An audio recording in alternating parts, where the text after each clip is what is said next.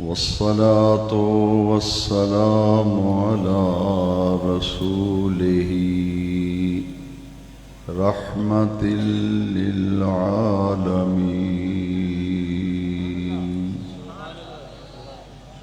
شفيع المذنبين خاتم النبيين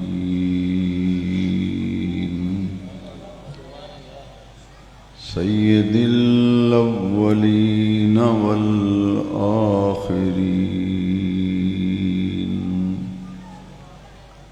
وعلى آله وأصحابه أجمعين. أما بعد فأعوذ بالله من الشيطان الرجيم. بسم الله الرحمن الرحيم. قل بفضل الله وبرحمته فبذلك فليفرحوا. وقال تبارك وتعالى في القرآن المجيد في مقام آخر: أما بنعمة ربك فحدث. وقال تبارك وتعالى في القرآن العظيم في مقام آخر: وذكرهم بأيام الله.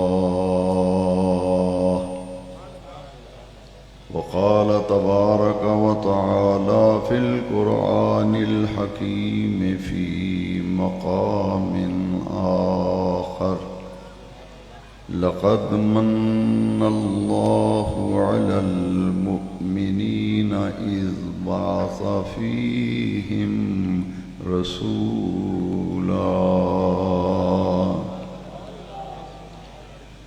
صدق الله مولانا العظيم. إن الله وملائكته يصلون على النبي يا أيها الذين آمنوا صلوا عليه وسلموا تسلیما. محبت سے دروشی پڑھیے. الصلاة والسلام علیک یا سیدی یا رسول اللہ. الصلاة والسلام علیک یا رحمة للعالمين. وعلى آلك وأصحابك يا خاتم النبيين. يا صاحب الجمال ويا سيد البشر، من وجهك المنير لقد نور القمر. لا يمكن الثناء كما كان حقه بعد الخدا بزرگ توئی قصہ مختصر. بلغ العلا بکمالہ کشف الدجا بجمالہ. حسنت جمیع خصالہ صلوا علیہ وآلہ. انتہائی عزت و توقیر کے لائق مقتدر علماء ذی وقار عاشقان رسول، نہایت ہی بابرکت اور مقدس اجتماع ہے جس میں ہم سب جمع ہو کر اپنے پیارے آقا کریم رؤوف الرحیم حضور رحمت للعالمین خاتم النبیین صلی اللہ علیہ وسلم کا جشن ولادت منا رہے ہیں، اور آپ کی ولادت، آپ کے میلاد اور پیدائش کے دن پر فرحت و سرور کا اظہار کر رہے ہیں اور ذکر مصطفیٰ کر کے اپنے ایمانوں کو جلا بخش رہے ہیں، اور اپنے آقا کریم کے محامد محاسن اور آپ کے مبارک معجزات کا ذکر کر کے عظمت مصطفیٰ کا ہم پرچار کر رہے ہیں۔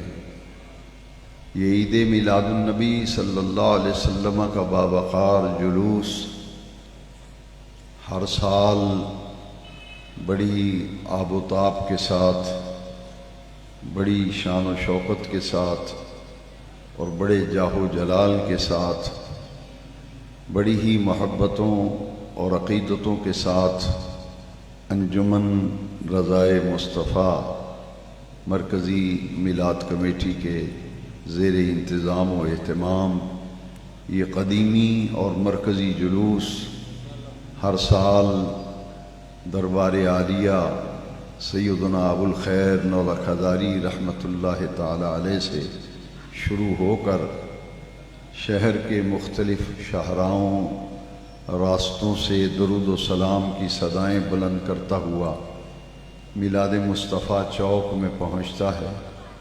یہاں شان رسالت، عظمت رسالت پر قرآن و حدیث کی روشنی میں گفتگو کی جاتی ہے، اور پھر یہ جلوس روانہ ہو کر مرکزی جامع مسجد میں اختتام پذیر ہوتا ہے۔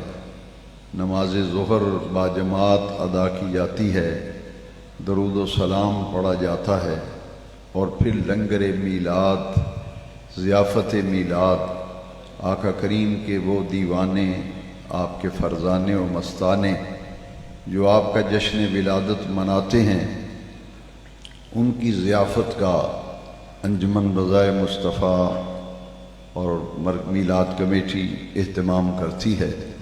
میں دل کی گہرائیوں سے شہر کی تمام تنظیمات، بالخصوص تاجروں، دکانداروں، مختلف شعبہ زندگی سے تعلق رکھنے والے نبی کریم علیہ السلام کے دیوانوں کو خراج تحسین پیش کرتا ہوں، مبارکباد پیش کرتا ہوں کہ انہوں نے اپنے آقا کریم کے یوم میلاد پر، یوم ولادت پر خوب اپنی عقیدتوں اور محبتوں کا مظاہرہ کیا۔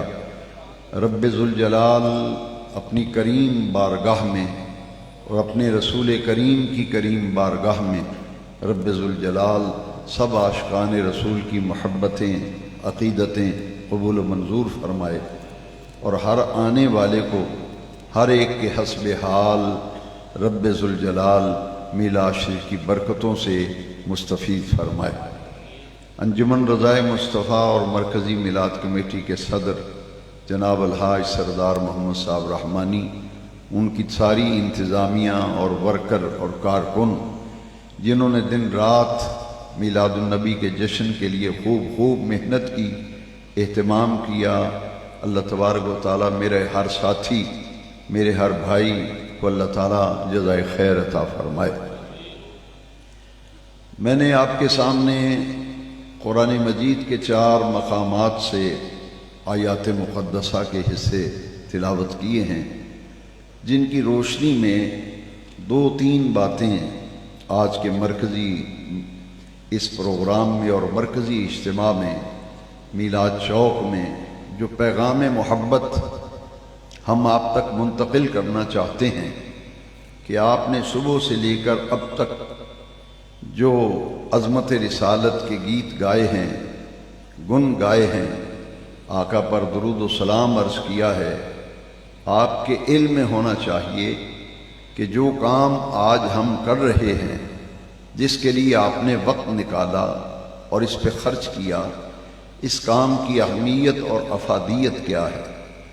سب سے پہلے میں 3 آیتوں سے استدلال کرتے ہوئے عرض کروں گا کہ یہ دن منانا جو ہے یہ کیسا ہے۔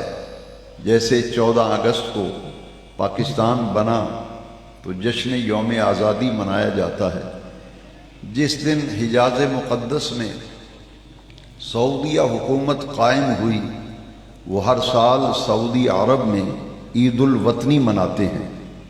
سعودی عرب میں ہر سال جب آل سعود نے وہاں حکومت قائم کی تو جب بھی وہ دن آتا ہے وہ عید الوطنی مناتے ہیں۔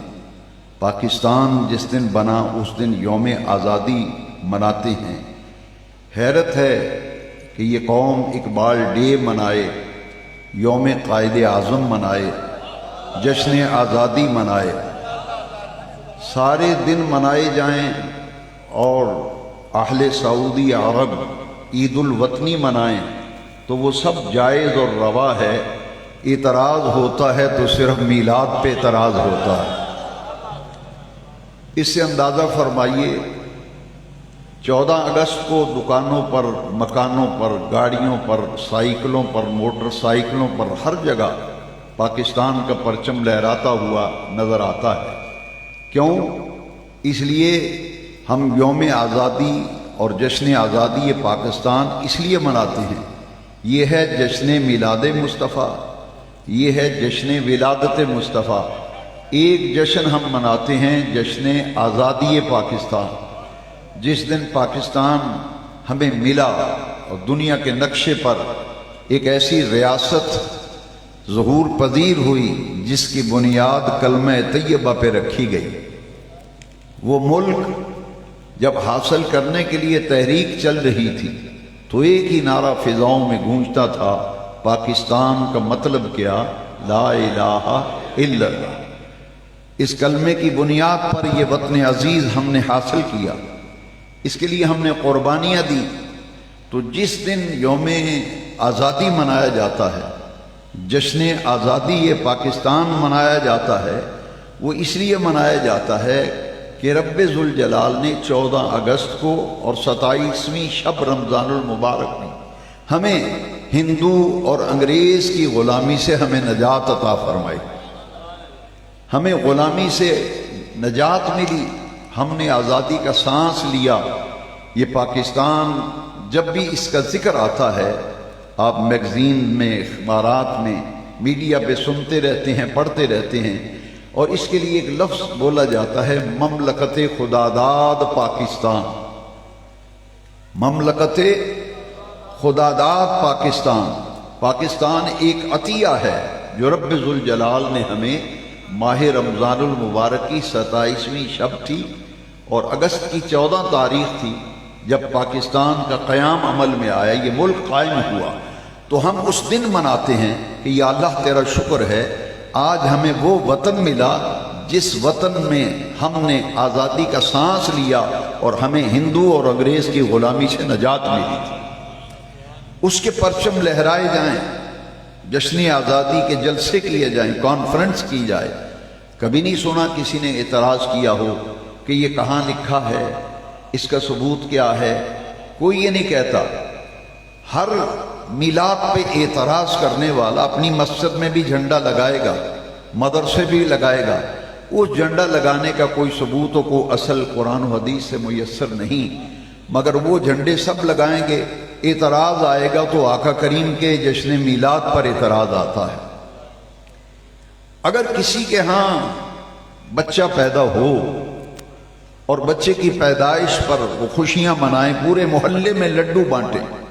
ایک زمانہ تھا دیہاتوں میں، یہ پیتل کی پرات میں گڑ رکھ کے پورے محلے میں اور گاؤں میں، پنڈ میں، پورے میں تقسیم کیا جاتا تھا۔ یہ کس خوشی میں گڑ بانٹا جا رہا ہے؟ کہتے ہیں کہ نمبرداراں دے گھر منڈا جمے، او دی خوشی وچ پورے پنڈ وچ یہ گڑ ونڈیا جا رہے۔ پھر ایک زمانہ آیا کہ وہ پکوان لڈو جو ہوتے تھے وہ بنتے تھے، پورے گاؤں میں تقسیم ہوتے ہے جی۔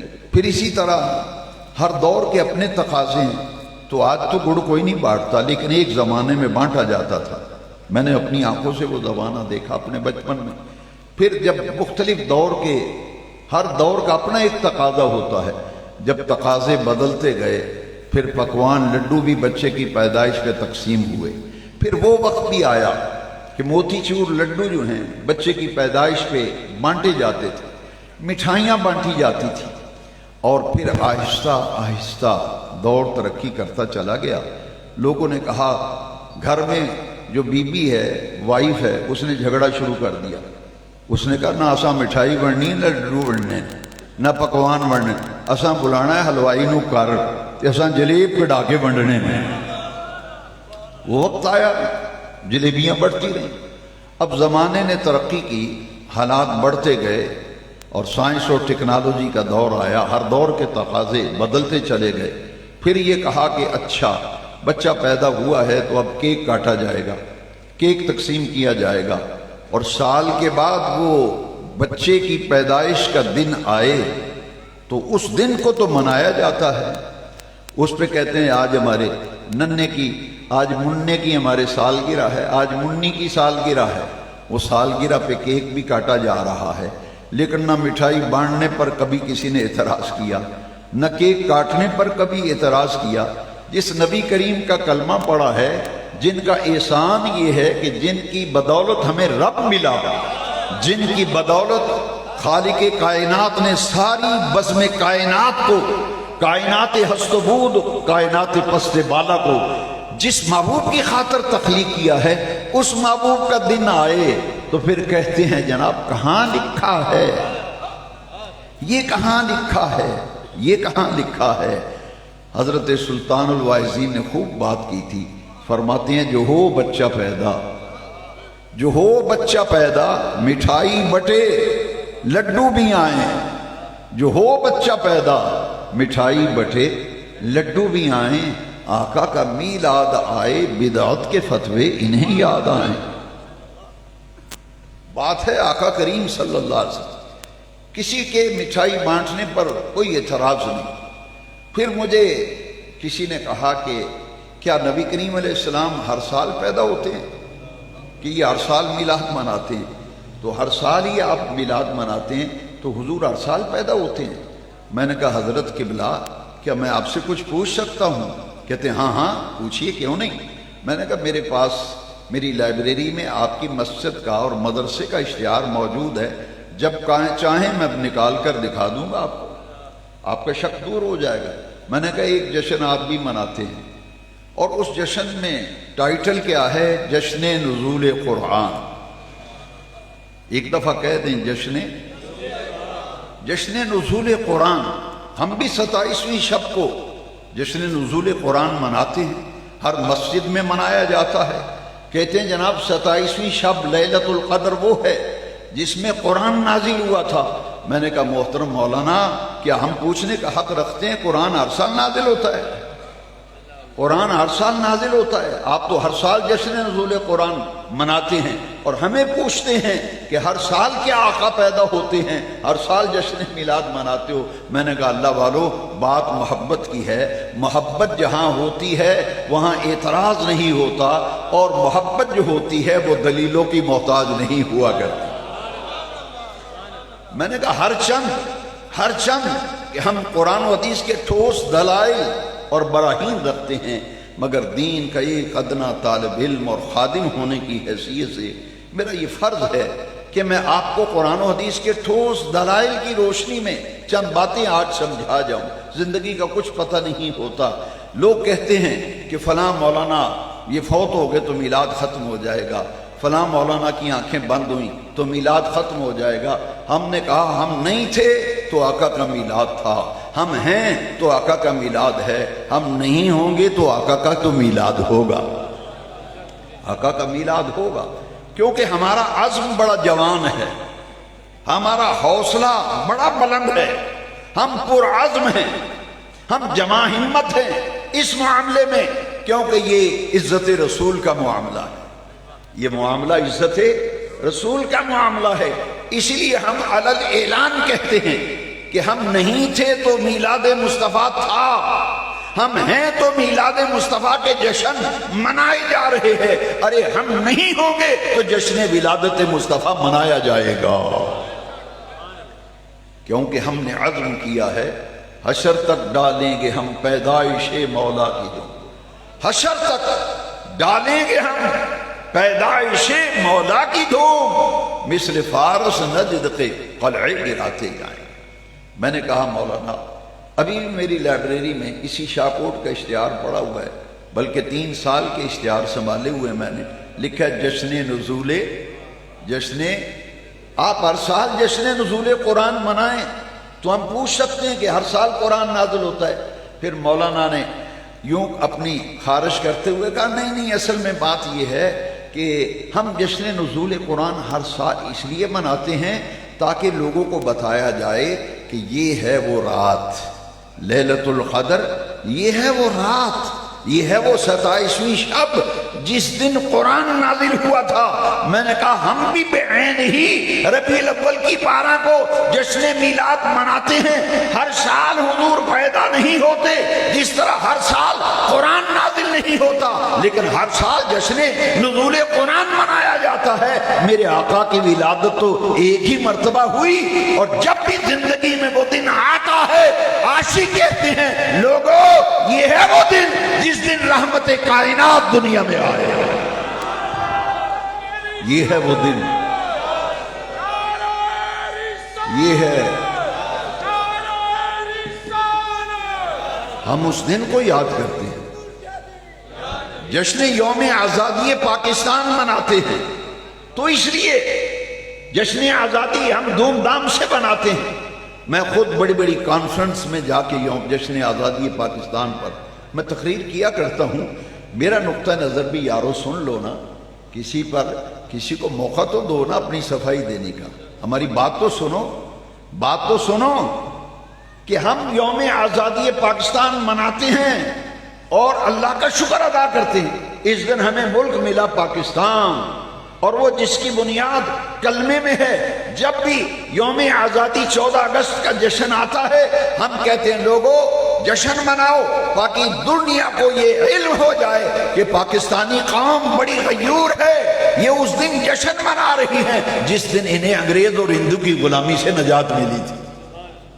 ہم وہ دن مناتے ہیں، مسجدوں پہ مدارس میں پاکستان کے پرچم لہراتے ہیں، اپنے سینوں پر پاکستان کا جھنڈا لگاتے ہیں۔ میں نے کہا کہ ہمیں تو لوگ کہتے ہیں کہ جناب عیدیں تو 2 ہیں، تیسری عید کہاں سے آ گئی؟ میں نے کہا جس دن سعودی عرب کی حکومت قائم ہوئی، آل سعود جس دن اقتدار میں آئے، وہ دن آئے تو وہ تو ہر سال عید الوطنی مناتے ہیں۔ اگر عید الوطنی تمہارے نزدیک جائز ہے تو ہمارے نزدیک عید نبوی بھی جائز ہے۔ باقی رہ گئی یہ بات، یہ میں نے کئی مرتبہ بات کی، اسے مقرر یعنی دوبارہ سے بار بار اس لیے کہہ رہا ہوں تاکہ یہ بات سمجھ میں آ جائے کہ لوگ کہتے ہیں جناب عیدیں تو 2 ہیں۔ میں نے کہا کتنا کوئی بے وقوف ہے، میں اسے اور کچھ نہیں کہتا، میں اتنا ضرور کہنے پہ مجبور ہوں کہ جاہل مطلق ہے، وہ جاہل مطلق ہے جو یہ کہتا ہے کہ عیدیں 2 ہیں۔ میں نے کہا اس بے خبر کو خبر ہی نہیں، اس بے خبر کو خبر ہی نہیں کہ جس نبی کریم کا کلمہ پڑھا ہے، تیرے اور میرے نبی پاک نے فرمایا او کلمہ پڑھنے والے، ہر جمعے کا دن اللہ نے ایمان والوں کے لیے عید کا دن بنایا ہے۔ تو سال میں کتنے جمعے آتے ہیں؟ 57 یا 58 جمعے آتے ہیں ایک سال میں، تو وہ ہماری تو بھائی اتنی عیدیں ہیں، آپ کہتے ہیں 2 عیدیں ہیں، کہ آپ کا یہ ایمان نہیں ہے؟ اگر نہیں ہے تو آپ کہیں تو میں آپ کے گھر آنے کے لیے تیار ہوں، آپ کی مسجد میں آنے کے لیے تیار ہوں، میں حدیث دکھاتا ہوں، میرے آقا کریم نے فرمایا جمعے کا دن اللہ نے ایمان والوں کے لیے عید کا دن بنایا ہے۔ ان اللہ تعالی جعل الجمعۃ عیدا للمسلمین، ہر جمعے کا دن مسلمانوں کے لیے عید کا دن ہے۔ مولانا کوثر نیازی وہ ہمارے مکتبہ فکر کے نہیں، انہوں نے میلاد النبی پہ بڑا ایک خوبصورت مقالہ لکھا ہے، اس میں سے ایک بات مجھے ایسی دل کو بھائی وہ میں آپ سے بھی شیئر کرنا چاہتا ہوں۔ کوثر نیازی کہتے ہیں کہ اگر ربیع الاول کی 12 تاریخ کو حضور تشریف نہ لاتے، نہ عید الفطر ہوتی نہ عید الاضحیٰ ہوتی، نہ عید الفطر ہوتی نہ عید الاضحیٰ ہوتی، نہ جمعے کا دن عید کا دن ہوتا۔ یہ ساری عیدیں تو صدقہ ہیں عید میلاد کا۔ انہوں نے اپنے مقالے میں لکھا ہے کہ یہ عید میلاد النبی یہ منبع ہے، یہ مصدر ہے کہ اس عید میلاد النبی اگر نہ ہوتی نہ عید الفطر ہوتی نہ عید الاضحیٰ ہوتی۔ ایک اور حضرت عمر رضی اللہ تعالیٰ عنہ کا دور خلافت ہے، یہودیوں نے کہا کہ مسلمانوں تمہارے قرآن میں ایک آیت ہے، وہ آیت اگر ہم یہودیوں پہ نازل ہوتی تو ہم اس دن کو عید کا دن بناتے، ہم اس دن کو عید کا دن بناتے۔ پوچھا وہ کون سی آیت ہے؟ کہا الیوم اکملت لکم دینکم واتممت علیکم ورضیت لکم الاسلام دینا، دین ہم نے تمہارے لیے مکمل کر دیا اور تمہارے لیے دین اسلام کو پسند کر دیا۔ جس دن یہ آیت نازل ہوئی ہے اگر ہمارے اوپر نازل ہوتی تو ہم عید کا دن بناتے۔ کنہوں نے کہا؟ یہودیوں نے۔ حضرت عمر نے سن کے جواب کیا دیا؟ فرمایا ان کو بتا دو، ان کو بتا دو جس دن یہ آیت نازل ہوئی تھی ہماری دو عیدیں تھیں، ایک یوم العرفہ، یوم العرفہ ذی الحج کی 9 تاریخ کو کہتے ہیں، میدان عرفات میں جب حج کا رکن اعظم ادا کیا جاتا ہے، یہ 9 ذی الحج کو میدان عرفات میں یہ آیت نازل ہوئی۔ تو آپ نے فرمایا ہماری تو یارو 2 عیدیں تھیں، ایک عرفے کا دن تھا وہ عید کا دن ہے اور دوسرا جمعۃ المبارک کا دن تھا، ہماری تو اس دن 2 عیدیں تھیں۔ یہ تو کامن سینس کی بات ہے۔ عید کا معنی ہوتا ہے خوشی کا تہوار، خوشی کا تہوار جو بار بار لوٹ کے آتا ہے۔ یہاں کوئی یار سجن اگر کچھ عرصے کے بعد ملے تو لوگ کہتے ہیں یار آج تو ملے ہیں ساڑی تے آج عید ہو گئی، آج عید ہو گئی۔ کوٹ مٹھن والے خواجہ صاحب سے بھی کسی نے پوچھا کہ حضرت صاحب عید کب ہے، عید کب ہے؟ وہ سرائیکی زبان میں کہتا ہے عید کڈاں، عید کب ہے؟ تو خواجہ غلام فرید صاحب کوٹ مٹھن شریف والے فرماتے ہیں یار ملے جڈاں، جب یار ملے گا ہماری عید ہو جائے گی۔ اب ساری عیدیں صدقہ ہیں عید میلاد کا، اگر عید میلاد النبی نہ ہوتی نہ عید الفطر ہوتی نہ عید الاضحیٰ ہوتی نہ جمعے کا دن عید کا دن ہوتا۔ قرآن مجید سے ایک آیت کریمہ میں عرض کرتا ہوں۔ حضرت عیسیٰ علیہ السلام نے دعا مانگی اپنے رب کی بارگاہ میں، آپ نے دعا مانگی باری تعالیٰ آسمان سے میری قوم کے لیے بنی اسرائیل کے لیے مائدہ نازل فرما، دسترخوان پکے پکائے کھانے نازل فرما۔ ربنا انزل علینا مائدۃ من السماء تکون لنا عیدا لاولنا وآخرنا وآیۃ منک، ہمارے لیے آسمان سے پکے پکائے کھانے نازل فرما۔ جس دن کھانے نازل ہونا، مائدہ نازل ہو، اللہ کی نعمت و فضل دسترخوان کی صورت میں آئے، تکون لنا عیدن، یہ عید کا لفظ قرآن سے میں بیان کر رہا ہوں، ہمارے لأولنا وآخرنا، ہمارے پہلوں کے لیے بھی اور بعد میں آنے والوں کے لیے بھی وہ دن عید کا دن بن جائے جس دن تیرا فضل تیری رحمت دسترخوان کی صورت میں نازل ہو۔ بنی اسرائیل کے لیے آسمانوں سے مائدہ نازل ہو تو وہ کہیں ہمارے لیے وہ دن عید کا دن بن جائے، پہلوں کے لیے بھی آخروں کے لیے بھی۔ اور جس رسول کے صدقے ساری کائنات بنی، جس محبوب کی خاطر اللہ کریم نے ساری نعمتیں عطا فرمائیں، جس دن وہ محبوب تشریف لائے وہ دن پھر عید کا دن کیوں نہیں ہے؟ وَذَكِّرْهُمْ بِأَيَّامِ اللَّهِ، دن منانے کی اہمیت۔ آج ہم دن منا رہے ہیں، یوم میلاد منا رہے ہیں، ولادت محمدیہ کا دن منا رہے ہیں، کیوں؟ اس لیے کہ اللہ کریم نے قرآن میں فرمایا وَذَكِّرْهُمْ بِأَيَّامِ اللَّهِ، انہیں اللہ کے دن یاد دلاؤ، انہیں اللہ کے دن یاد دلاؤ۔ بھئی ہفتے میں تو 7 دن ہیں، 7 دن اللہ کی تخلیق ہیں یا نہیں؟ 7 دن اللہ کے دن ہیں۔ پھر سوچنا پڑے گا اور غور کرنا پڑے گا کہ اس سے کیا مراد ہے کہ انہیں اللہ کے دن یاد دلائیں۔ مفسرین کرام نے لکھا جس دن اللہ تعالیٰ کا کوئی خاص فضل و کرم کسی بھی قوم پر ہو، وہ دن ان کو یاد دلانا چاہیے کہ یہ ہے وہ دن جس دن اللہ کریم نے تم پہ کرم کیا تھا، اپنی رحمت کی بارشیں فرمائی تھی، تمہیں انعامات سے نوازا تھا، یہ ہے وہ دن۔ ہم ربیع الاول کی 12 تاریخ کو جشن ولادت مصطفیٰ منا کر یہ اعلان کرتے ہیں کہ لوگوں قرآن کہہ رہا ہے وَذَكِّرْهُمْ بِأَيَّامِ اللَّهِ، ہم اس دن کو بار بار اور ہر سال یاد کرتے ہیں کہ یارو یہ ہے وہ دن، یہ ہے وہ دن جس دن ہم سب کے پیارے آقا کریم دنیا میں جلوہ گر ہوئے تھے۔ ہم اس دن کی یاد مناتے ہیں، ہم اس دن کی یاد منا رہے ہیں وَذَكِّرْهُمْ بِأَيَّامِ اللَّهِ۔ اب پھر ذرا غور کیجئے، پھر قرآن مجید یہ تو ہے دن منانا، یہ میں نے قرآن سے عرض کر دیا، اور عید میلاد النبی کی جو منطق ہے، فلسفہ ہے، لاجک ہے، وہ بھی میں نے آپ کو قرآن و حدیث کی روشنی میں سنا دیا۔ اب اگلی بات یہ ہے کہ یہ خوشیاں جو منائی جاتی ہیں، ہم کہتے ہیں کہ لوگ پوچھتے ہیں خوشی کس بات کی؟ خوشی تو ہم کہتے ہیں آمینہ کے لال کی۔ خوشی کس بات کی؟ ہم کہتے ہیں آمینہ کے لال کی۔ مجھے ایک صاحب کہنے لگے کہ یہ خوشیاں کیوں مناتے ہو؟ میں نے کہا کہ میرے آقا جب مدینہ منورہ ہجرت فرما کر تشریف لے گئے تو حضور کی سواری بنو نجار قبیلے کے گھروں کے قریب سے جب گزری تو بنو نجار قبیلے کی بچیاں دف بجا کر حضور کی آمد پر استقبال بھی کر رہی ہیں اور خوشی اور مسرت کا اظہار بھی کر رہی ہیں۔ یہ خوشیاں کیوں مناتے ہیں؟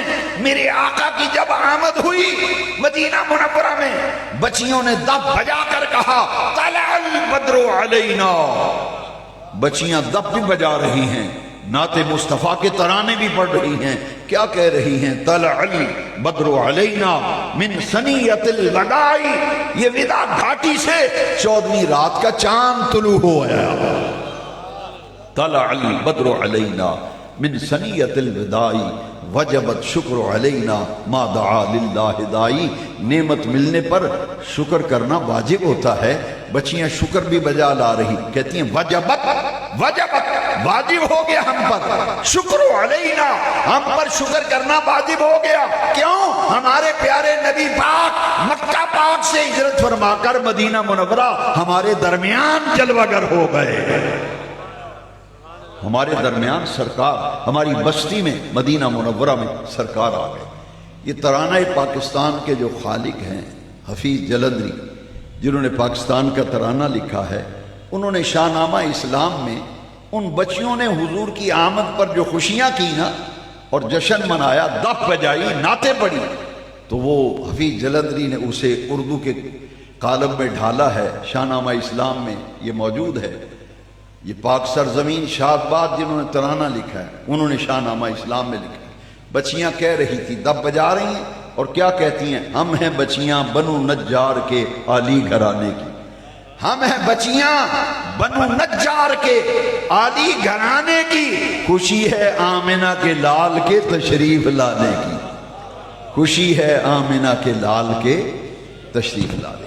یہ تو خوشیاں منا رہے ہیں۔ آئیے اب قرآن کی روشنی میں، یہ تو صحابہ کا تعامل ہے نا، کہ مدینہ منورہ کے صحابہ نے حضور کا استقبال کیا، جلوس بھی نکلا، نعرے بھی لگائے، اور نعرہ ایک ہی لگا تھا، یا محمد و یا رسول اللہ۔ یہ مسلم شریف میں موجود ہے، یا محمد و یا رسول اللہ کے نعرے بلند ہو رہے ہیں، ترانے پڑے جا رہے ہیں، حضور کی آمد پر خوشیاں کی جا رہی۔ کیوں؟ بے نیاز رب نے قرآن میں فرمایا قل بفضل اللہ وَبِرَحْمَتِهِ فَبِذَلِكَ فَلْيَفْرَحُوا۔ تم پر اللہ کا جب فضل ہو، اللہ کی رحمت ہو، تو کیا کرو؟ اللہ کے فضل و رحمت کے ملنے پر فَلْيَفْرَحُوا۔ میں کہتا ہوں جاؤ کسی عربی دان سے پوچھ لو فَلْيَفْرَحُوا کا معنی کیا ہے، وہ کہے گا یہ امر کا صیغہ ہے، یہ امر کا صیغہ ہے، اس میں حکم ہے، رب ذوالجلال کا حکم ہے۔ اے دنیا والو، جب تم پر اللہ کا کوئی فضل ہو، اللہ کی کوئی رحمت ہو، تو فَلْيَفْرَحُوا، اس کی خوب خوشیاں منایا کرو۔ جس دن فضل ملے تو رحمت ملے، قرآن کہتے خوشیاں کرو۔ ہم جشن میلاد اس لیے خوشیاں مناتے ہیں کہ اللہ کریم نے قرآن میں فرمایا میرے محبوب جو تمہارے درمیان تشریف لائے ہیں یہ رب کا فضل عظیم ہے، یہ صاحب فضل عظیم ہے۔ وَكَانَ فَضْلُ اللَّهِ عَلَيْكَ عَظِيمًا، میرے آقا صاحب فضل عظیم ہیں، اور میرے آقا صرف فضل ہی نہیں، میرے آقا رب کا سب سے بڑا فضل ہے۔ دیکھیے قرآن مجید کی آیت میں فرمایا وَبَشِّرِ الْمُؤْمِنِينَ بِأَنَّ لَهُم مِّنَ اللَّهِ فَضْلًا كَبِيرًا۔ حضور کا تشریف لے آنا یہ اللہ کا فضل کبیر ہے، فضل کبیر، کہیں فضل عظیم فرمایا، کہیں فضل کبیر فرمایا۔ لہذا معلوم یہ ہوا ہم عید میلاد النبی کا جشن منا کر اللہ کا شکر ادا کرتے ہیں۔ باری تعالیٰ آج کے دن تو نے ہمیں وہ محبوب عطا فرمائے جن کی خاطر تیرے سارے فضل، تیری ساری رحمتیں، تیرے سارے انعامات اس فضل عظیم کا صدقہ ہیں جس محبوب کی خاطر تو نے ساری کائنات کو تخلیق کیا۔ یہ ہم میلاد النبی پر خوشیاں اس لیے کرتے ہیں، قرآن کہہ رہا ہے فضل ملے، رحمت ملے تو خوشیاں کرو۔ حضور تو رحمت للعالمین ہے، حضور رحمت للعالمین، صرف رحمت مل جائے تو خوشی منانے کا قرآن حکم دے رہا ہے۔ یارو آج کے دن تو وہ ہستی تشریف لائی جس کے وجود کو رب ذوالجلال نے تمام جہانوں کے لیے سراپا رحمت بنا کر بھیجا۔ حضور رحمت للعالمین ہے، گورنمنٹ عشرہ رحمت للعالمین منا رہی ہے، تو یہ رحمت للعالمین کا مفہوم و معنی کیا ہے کہ میرے آقا کائنات کے ہر ذرے کے لیے، کائنات کے ہر وجود کے لیے، تمام جہانوں کے لیے آمنہ کے لال سراپا رحمت بن کر تشریف لائے۔ تو قرآن کہتا ہے فضل ملے، رحمت ملے تو خوشیاں مناؤ۔ اگلی بات یہ ہے کہ ہم یہ عظمت مصطفیٰ کا جو پرچار کر رہے ہیں، نعرے لگا رہے ہیں، بار بار آقا کریم کی تعریفیں کر رہے ہیں، اس کی حقیقت کیا ہے؟ تو قرآن کہتا ہے اما بنعمت ربک فحدث، حدث یحدث تحدیثا، اس کا معنی ہے چرچا کرنا، چرچا کرنا۔ ہم میلاد النبی کے دن جلوس پہ آقا کریم کی عظمت کے ترانے پڑھ کر، یا رسول اللہ اور یا حبیب اللہ کے نعرے لگا کر ہم اللہ کی نعمت پر شکر کرتے ہوئے تحدیث نعمت کے طور پر چرچا کرتے ہیں کہ لوگوں اتنی عظمتوں کے مالک رسول تشریف لائے جن کو 1.25 لاکھ نبیوں اور 315 رسولوں کا سردار بنا کے بھیجا۔ آج کے دن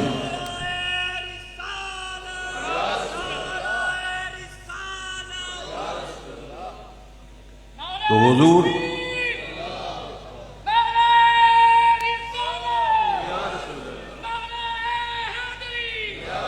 اما بنعمت ربک فحدث، اما بنعمت ربک فحدث، حدث کا معنی ہے چرچا کرو، خوب خوب بیان کرو۔ تو ہم تو چرچا اس لیے کرتے ہیں اور ضروری اس لیے ہے کہ بے نیاز رب نے قرآن میں فرمایا کہ میں نے انسان کو اتنی نعمتیں عطا کی ہیں، ہر بندے کو، ہر انسان کو، ہر آدمی کو میرے رب کریم نے اتنی نعمتیں عطا کی ہیں کہ بے نیاز رب خود قرآن میں فرماتا ہے کہ اگر میری نعمتوں کو تم گننا شروع کر دو تمہاری گنتیاں ختم ہو جائیں گی، میری نعمتیں گننے میں نہیں آئیں گی، میری نعمتوں کو تم شمار نہیں کر سکو گے۔ دیکھیے قرآن مجید کیا فرما رہا ہے، اللہ کا قرآن فرما رہا ہے ان تعدوا نعمت اللہ لا تحصوها، اے انسان تجھے اتنی نعمتیں دی ہیں تو گنتا چلا جا، تیری گنتیاں ختم ہو جائیں گی، میری نعمتیں گننے میں نہیں آئیں گی۔ ان گنت لا تعداد نعمتیں اللہ کریم نے انسان کو دیں، لیکن کسی نعمت کو دے کر رب نے احسان نہیں جتلایا۔ پورے قرآن کو الحمد کے الف سے والناس کی سین تک پورا قرآن پڑھ لیجئے، کہیں بھی رب کریم نے کسی نعمت کو دے کر یہ نہیں فرمایا میں نے تمہیں دیکھنے کے لیے آنکھیں دی میرا احسان ہے، سننے کے لیے کان دیے میرا احسان ہے۔ ساری نعمتیں دے کر بھی بے نیاز رب احسان نہیں جتلاتا، لیکن شاکوٹ والو، حضور کے دیوانوں ذرا سوچو، ساری نعمتیں دے کر رب احسان نہیں جتلاتا۔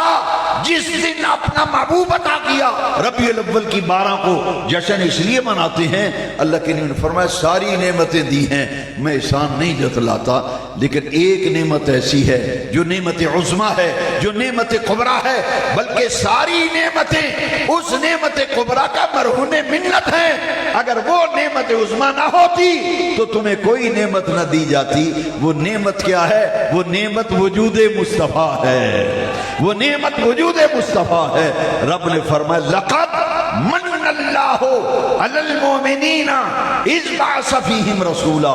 ساری نعمتیں دے کر بے نیاز رب احسان نہیں جتلاتا، لیکن جب محبوب دیے فرمایا میرا احسان یہ ہے میں نے تم میں عظمتوں والا رسول عطا کر دیا. تو احسان پر شکر ادا کرنا واجب ہے. اور اللہ کریم فرمایا لئن شکرتم لازیدنکم. میری نعمتوں کا شکر کرو گے میں اپنی نعمتوں میں اور اضافہ کروں گا اور اضافہ کروں گا. اس لیے ہم یہ کہتے ہیں کہ حضور پوری انسانیت کے لیے آئے. یہ میری بات بڑی ہی قابل غور ہے، نوٹیبل جملہ ہے. ذرا دیکھیے کہ رب ذوالجلال نے اپنے محبوب صلی اللہ علیہ وسلم کو جب بھیجا تو فرمایا میرا احسان یہ ہے میں نے ایمان والوں پر احسان کیا کہ میں نے انہیں اپنا محبوب رسول عطا کر دیا. کیا حضور صرف ایمان والوں کے رسول ہیں؟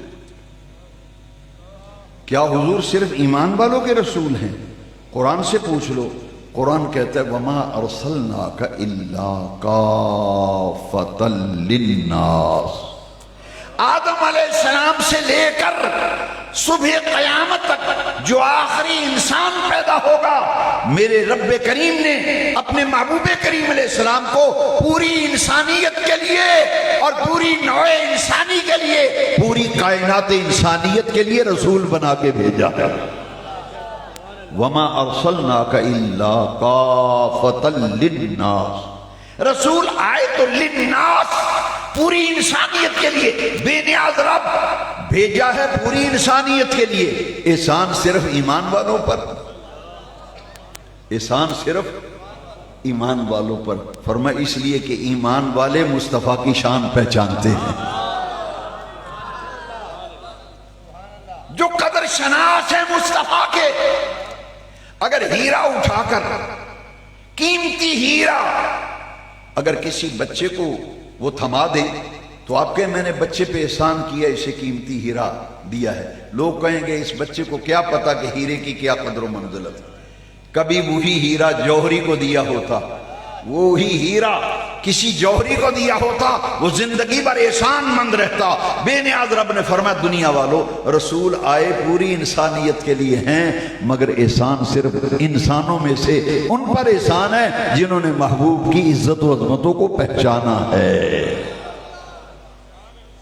للمؤمنین ایمان والوں کے لیے. یہ جملہ اس لیے میں نے بولا، یہ جملہ اس لیے بولا کہ آج میں آپ کو ایک جملہ دے رہا ہوں، ایک جملہ دے رہا ہوں کہ مجھ سے کوئی پوچھے کہ ایمان کی ضمانت کیا ہے، میں کعبے کے رب کی قسم کھا کر رب کعبہ کی قسم کھا کے کہتا ہوں، گنبد خضرا کا دامن تھام کر کہتا ہوں، سہارا لے کر کہتا ہوں ایمان کی ضمانت محبت مصطفیٰ ہے. اگر کوئی مجھ سے پوچھے ایمان کی ضمانت کیا ہے تو ایمان کی ضمانت کیا ہے؟ محبت. جب محبت ہوتی ہے تو اعتراض نہیں ہوتا، محبت ہوتی ہے تو دلیلیں نہیں پوچھی جاتی. محبت ہو تو دلیل، محبت جی ہاں محبت دلیلوں کو ڈھونڈا نہیں کرتی، محبت دلیلوں کو تلاش نہیں کیا کرتی. کیوں؟ جو محبت ہوتی ہے یقین نہیں جاتی، یہ ہو جاتی ہے، یہ ہو جاتی ہے. اور محبت دلیل کی محتاج نہیں ہوا کرتی. آئیے میلاد کی خوشیاں کیوں مناتے ہیں، جشن کیوں مناتے ہیں، اس پر میں نے قرآن مجید کی 4 آیتوں کی روشنی میں آپ کو وضاحت کر دی. اب آئیے کہ یہ میلاد النبی کا جو ہم جشن منا رہے ہیں، یہ جشن منا کر ہم دنیا کو میسج دے رہے ہیں. تمام سامعین اس وقت جو مجھے سن رہے ہیں یا جہاں جہاں تک میری آواز جا رہی ہے، ہم آج جشن عید میلاد منا کر ایک پیغام دے رہے ہیں، ایک میسج قوم کو دے رہے ہیں. آؤ آؤ اپنے پیارے نبی کریم علیہ السلام کی تعظیم کا نقش دل پر ثبت کر لو، اور اگر تعظیم کا نقش دل پہ ثبت ہو گیا تو یقیناً تمہارے سینے محبت رسول سے روشن ہو جائیں گے. اتنے بڑے اجتماع میں ایک صاحب ایسے آ جائیں جنہیں کوئی جانتا ہی نہیں، جنہیں کوئی، وہ صاحب کتنے بڑے ہوں، جب وہ آ جائیں گے نہ ان کی تعظیم کوئی کرے گا، نہ ان سے کوئی مسافہ لے گا۔ ولیمے کو لے لیں، کسی ولیمے میں آپ گئے ہیں، وہاں ایک ایسے صاحب آ گئے جن کو کوئی جانتا ہی نہیں، تو کوئی جو جاننے والا نہیں ہے وہ مست ہو کر بیٹھا رہے، اسے کیا پتا یہ آنے والا کون ہے، اس کا مقام کیا ہے۔ لیکن کوئی عزت والا، کوئی مرتبے والا، کوئی سٹیٹس والا اگر آ جائے جو اس کو جانتا ہو، وہ اس کو دیکھتے ہی کھڑا ہو جائے گا، اس لیے استقبال بھی کرے گا، سلام بھی لے گا، کیونکہ وہ پہچان رہا ہے نا، وہ پہچان رہا ہے کون آیا ہے۔ مجھے کہنے دیجئے، میں علی وجہ البصیرت کہتا ہوں، کعبے کے رب کی قسم کھا کے کہتا ہوں، میلاد انہوں نے ہی منایا جنہوں نے مصطفیٰ کی عزت کو پہچانا۔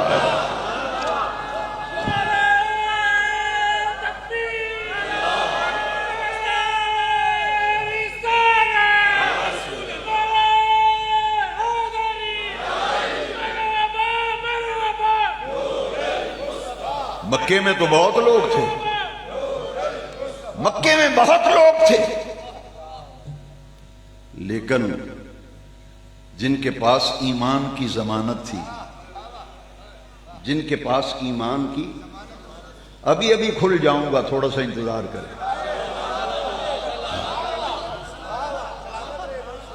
ایمان کی ضمانت، کعبے کے رب کی قسم ہے، محبت مصطفیٰ ہے۔ یہی تو ہم کہتے ہیں، ایک ایک دروازے پہ دستک دے کے کہہ رہے ہیں، اے نوجوانان ملت اسلامیہ، محبت کے لائق ایک ہی ذات ہے جو آمنہ کے لال کی ذات۔ ایمان کامل انہی کی محبت سے ہوتا ہے، ایمان کامل انہی کی محبت سے ہوتا ہے۔ یہ تعظیم اور محبت کا بھی بڑا آپس میں گہرا یارانہ ہے، تعظیم اور محبت کی دوستی بڑی پکی ہے، یارانہ بڑا پکا ہے۔ ابھی ابھی میں سمجھاتا ہوں، مکے میں تو بڑے لوگ تھے، بڑے بڑے لوگ، بڑے بڑے لوگ، مگر یہ سعادت کس کے حصے میں آئی؟ یہ سعادت کس کے حصے؟ یہ فرق ہے۔ کوئی دکان پر بیٹھ کے کہے یہ بے وقوف لوگ ہیں جو جشن میلاد منا رہے ہیں، نبی ہر سال پیدا ہوں دے جشن کر مناندے پھر دیں، اس نے حضور کی شان کو پہچانا ہی نہیں، سرکار کے مقام کو پہچانا نہیں، پہچانتا تو کبھی یہ جملہ نہ کہتا، کبھی یہ جملہ۔ وہی پارٹی والا خوشی کرتا ہے جس پارٹی سے کسی کا لنک ہوتا ہے نا، وہی خوشی کرتا ہے، دوسرا تو بھائی اس نے دکان کا دروازہ بھی بند کر لیتا ہے، کہا دفعہ کرو ان ساڑا کی تعلق ہے۔ وہ ایسے ہم کہتے ہیں دفعہ ہو جاؤ، ہمارا ان سے تعلق ہے جن کے دل میں رسول اللہ کا پیار ہے، اور جس کے دل میں پیار ہوگا اعتراض نہیں ہوگا، وہ دلیلیں نہیں ڈھونڈے گا۔ میں پوچھنا چاہتا ہوں، اتنا بڑا مجمع عاشقان رسول کا ہجوم ہے، میں پڑھے لکھے چہرے دیکھ رہا ہوں، اور مجھے وہ چہرے بھی نظر آ رہے ہیں جو محبت رسول میں سرشار ہیں۔ میں آپ سے پوچھتا ہوں، مجھے قرآن کی ایک آیت لا کے دکھا دو۔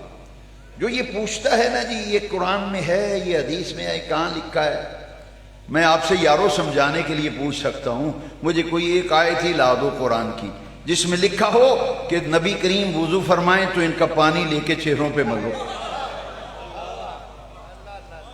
قرآن کی کسی آیت میں، اور نہ میرے نبی کریم نے کبھی فرمایا، میری باتوں پہ غور کرنا، جب تک میری زندگی ہے۔ اسی لیے تو میں دعوت دیتا ہوں، اسی لیے تو میں لوگوں کو دعوت دیتا ہوں کہ تم بھٹک گئے ہو، غلط راستے پہ چل گئے، آؤ صراط مستقیم پہ آ جاؤ۔ یہ صراط مستقیم محبت رسول اور تعظیم رسول والا راستہ ہے۔ یارو غور کرنا ذرا، نہ کسی قرآن کی آیت میں، نہ کسی حدیث میں نہیں، میرے ہوتے ہوئے نہ گھبرائیں، میں ذمہ دار ہوں نا، میں ذمہ دار بیٹھا ہوں، کچی بات میں نہیں کرتا، کچی بات نہیں کرتا۔ میں 18 سال کی عمر سے میں نے تبلیغ شروع کی تھی، اب 62 سال عمر ہو گئی، میں دن رات لوگوں کو کہتا ہوں، لوگوں قرآن کی کسی آیت میں نہیں کہ رسول اللہ وضو کریں، ان کے وضو کا پانی چہرے پہ ملو، قرآن کی کسی آیت میں نہیں، حضور حجامت بنوائیں تو ان کے بال سنبھالو، ٹوپیوں کے اندر سیو، نہ قرآن میں نہ. لیکن بڑا آسان سا سوال پوچھتا ہوں، صحابہ نے یہ کام کیا یا نہیں کیا؟ کیا نا. اور پھر یہ وہی بخاری ہے قبلہ صاحب، یہ وہی بخاری ہے جس پر آپ کو بڑا مان ہے. آپ کہتے ہیں نکالیے بخاری سے، ہم نے کہا لاؤ، ہم نکال کر دکھا دیتے ہیں بھائی. آپ کہتے ہیں تو ہم دکھا دیتے ہیں. صحیح بخاری میں ہے، حدیبیہ کا مقام ہے، بیعت رضوان کا موقع ہے. تاریخ پڑھیے، صلح حدیبیہ، بیعت رضوان کے موقع پر کافروں نے ایک جاسوس بھیجا کہ جاؤ، رسول اللہ صلی اللہ علیہ وسلم تشریف لائے ہیں، ان کے اصحاب ساتھ ہیں، یہ مکے پہ حملہ کرنے آئے ہیں، مکہ فتح کرنے آئے ہیں، سواریاں کتنی ہیں، سامان حرب، جنگی سامان کتنا ہے، ارادے کیا ہیں. جاسوس بھیجا نا، تو جاسوس بھی وہ بھیجا جو انٹرنیشنل جاسوس تھا، بین الاقوامی جاسوس. اس کا نام تھا عروہ بن مسعود ثقفی، جو بعد میں مسلمان ہو گیا اور صحابی رسول بن گئے. لیکن اس وقت تو جاسوس تھا نا، اور اتنا بڑا جاسوس تھا، وہ بادشاہوں کی جاسوسی کرتا تھا. اتنا ٹریننگ یافتہ، تربیت یافتہ جاسوس کہ بادشاہوں کی جاسوسی، چھوٹے موٹے بندے دی نہیں، بادشاہ کی جاسوسی. کس کی جاسوسی کرتا تھا؟ حدیث شریف پڑھے بخاری کی. نجاشی جو حبشے کا بادشاہ تھا، اس کی جاسوسی کر کے آیا. ایران کے بادشاہ کی جاسوسی کر کے آیا. کیسر روم کے بادشاہ کی جاسوسی کر کے آیا. انہاں تگڑا جاسوس لبیا جیڑا بادشاہاں دی جاسوسی کردا نا، اینوں کلو محمد عربی تو انہاں دے غلاماں دی جاسوسی کرے. وہ جب آیا نا واپس، تو اس نے آ کے کہا میں تمہیں مفت میں مشورہ دیتا ہوں. بڑے دھیمے لہجے میں جب بولا نا، تو قریش مکہ نے کان اٹھائے، سر اٹھائے، یہ کیا کہہ رہا ہے؟ اس نے کہا تمہیں مشورہ دیتا ہوں، مسلمانوں کے نبی اور ان کے ساتھ آنے والے غلاموں سے جنگ نہ کر بیٹھنا. یہ غلطی نہ کرے جے، دعائی خدا دی، اے غلطی نہ کرے جے. انہوں نے کہا وہ تعداد بھی سڑنا بہتے نے، تو اس نے کہا نہیں، تعداد میں زیادہ نہیں، تلواریں زیادہ ہیں، نیزے زیادہ ہیں، تیر زیادہ. انہوں نے کہا نہ تیر بہتے نے نہ نیز، سامان تو انہوں کو لڑائی دا ہے نہیں. تو پھر ہمیں یہ مشورہ کیوں دیتا ہے لڑ؟ تو اس نے کہا ایک گل ہی ویخ کے آیا، ایک کم یہ وجہ ہوندا ویخ کے آیا جس کی بنیاد تے تانوں روکنا تے ٹھاکنا. خبردار انہوں نے لڑن دی غلطی نہ کر بے آ جائے. انہوں نے کہا ہمیں بھی بتا کیا دیکھا ہے تو نے. اب میں بخاری پڑھنے لگا ہوں، جس بخاری پہ لوگوں کو مان ہے وہ بخاری پیش کر رہا ہوں. ہر چند کی یہ تصور میں رکھیں، قرآن کی کسی آیت میں نہیں. نہ نبی کریم نے کبھی فرمایا میرا نبی وضو کرے تو پانی چہروں پہ بلو، نہیں ہے قرآن میں.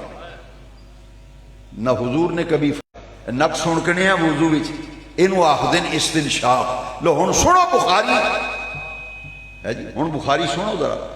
اس نے کہا جب مسلمانوں کے نبی مدمدہ فرماتے ہیں نا، کلی یا استنشاق فرماتے ہیں، تو صحابہ ان کے جسم پاک سے لگنے والا مستعمل پانی اور رطوبات جسمانیاں کلی کی صورت میں، استنشاق کی صورت میں، صحابہ ہتھیلیوں پہ مل کر چہروں پہ مل لیتے ہیں، سینوں پہ مل لیتے ہیں. توجہ دینا میرے جملے پر. عاشقان رسول، کاش میری ملت کے ہر جوان کا سینہ محبت رسول کا مدینہ بن جائے. اس نے ایک تاریخی جملہ کہا، رہے تو کیسر فی ملک ہی. میں عربی پڑھ دیتا ہوں کسی کو شک نہ رہی یار. اس نے کہا رہے تو کیسر فی ملک ہی و کسرا فی ملک ہی و نجاشی فی ملک ہی. انہیں کہا میں بڑا بڑا جاسوس ہاں، بادشاہاں دی جاسوسی کردا رہا، میں بادشاہاں دی بھی وہ تعظیم ہوندی نہیں ویکھی، وہ احترام ہوندا نہیں ویکھیا جیڑا محمد عربی دے غلام اپنے آقا دی تعظیم کردے نے. میں دنیا میں کدھرے نہیں ویکھیا ہے. بادشاہوں کی تعظیم نہیں ہوتی دیکھی، جو رسول اللہ کی تعظیم دیکھ. اس نے کہا غور سے سننا ذرا، اس نے کہا جو قوم اپنے نبی کے وضو کا مستعمل پانی زمین پہ نہیں گرنے دیتی، وہ اپنے نبی کا خون کیسے گرنے دے گی؟ اس لیے تمہیں روکتا ہوں کہ ان سے لڑنے کی غلطی نہ کر بیٹھنا۔ اب جو بات کہنا چاہتا ہوں، شاید کہ اتر جائے کسی دل میں کھری بات، کہنا یہ چاہتا ہوں نہ قرآن کی آیت میں، نہ حدیث میں، نہ حضور نے کبھی فرمایا، مگر صحابہ نے یہ کام کیا یا نہیں کیا؟ آواز نہیں آئی؟ اور حضور کو جملوں پہ غور کرنا، ذرا توجہ دینا۔ اور کس کے سامنے کیا؟ آمنہ کے لال کے سامنے۔ حضور کے وضو کا پانی بھی لے رہے ہیں، کلی بھی لے رہے ہیں، استنشاق، رطوبات جسمانیہ بھی، کیونکہ امام قسطلانی نے لکھا ہے جو حضور کی رطوبات جسمانیہ کو پاک نہیں مانتا وہ منافق ہے۔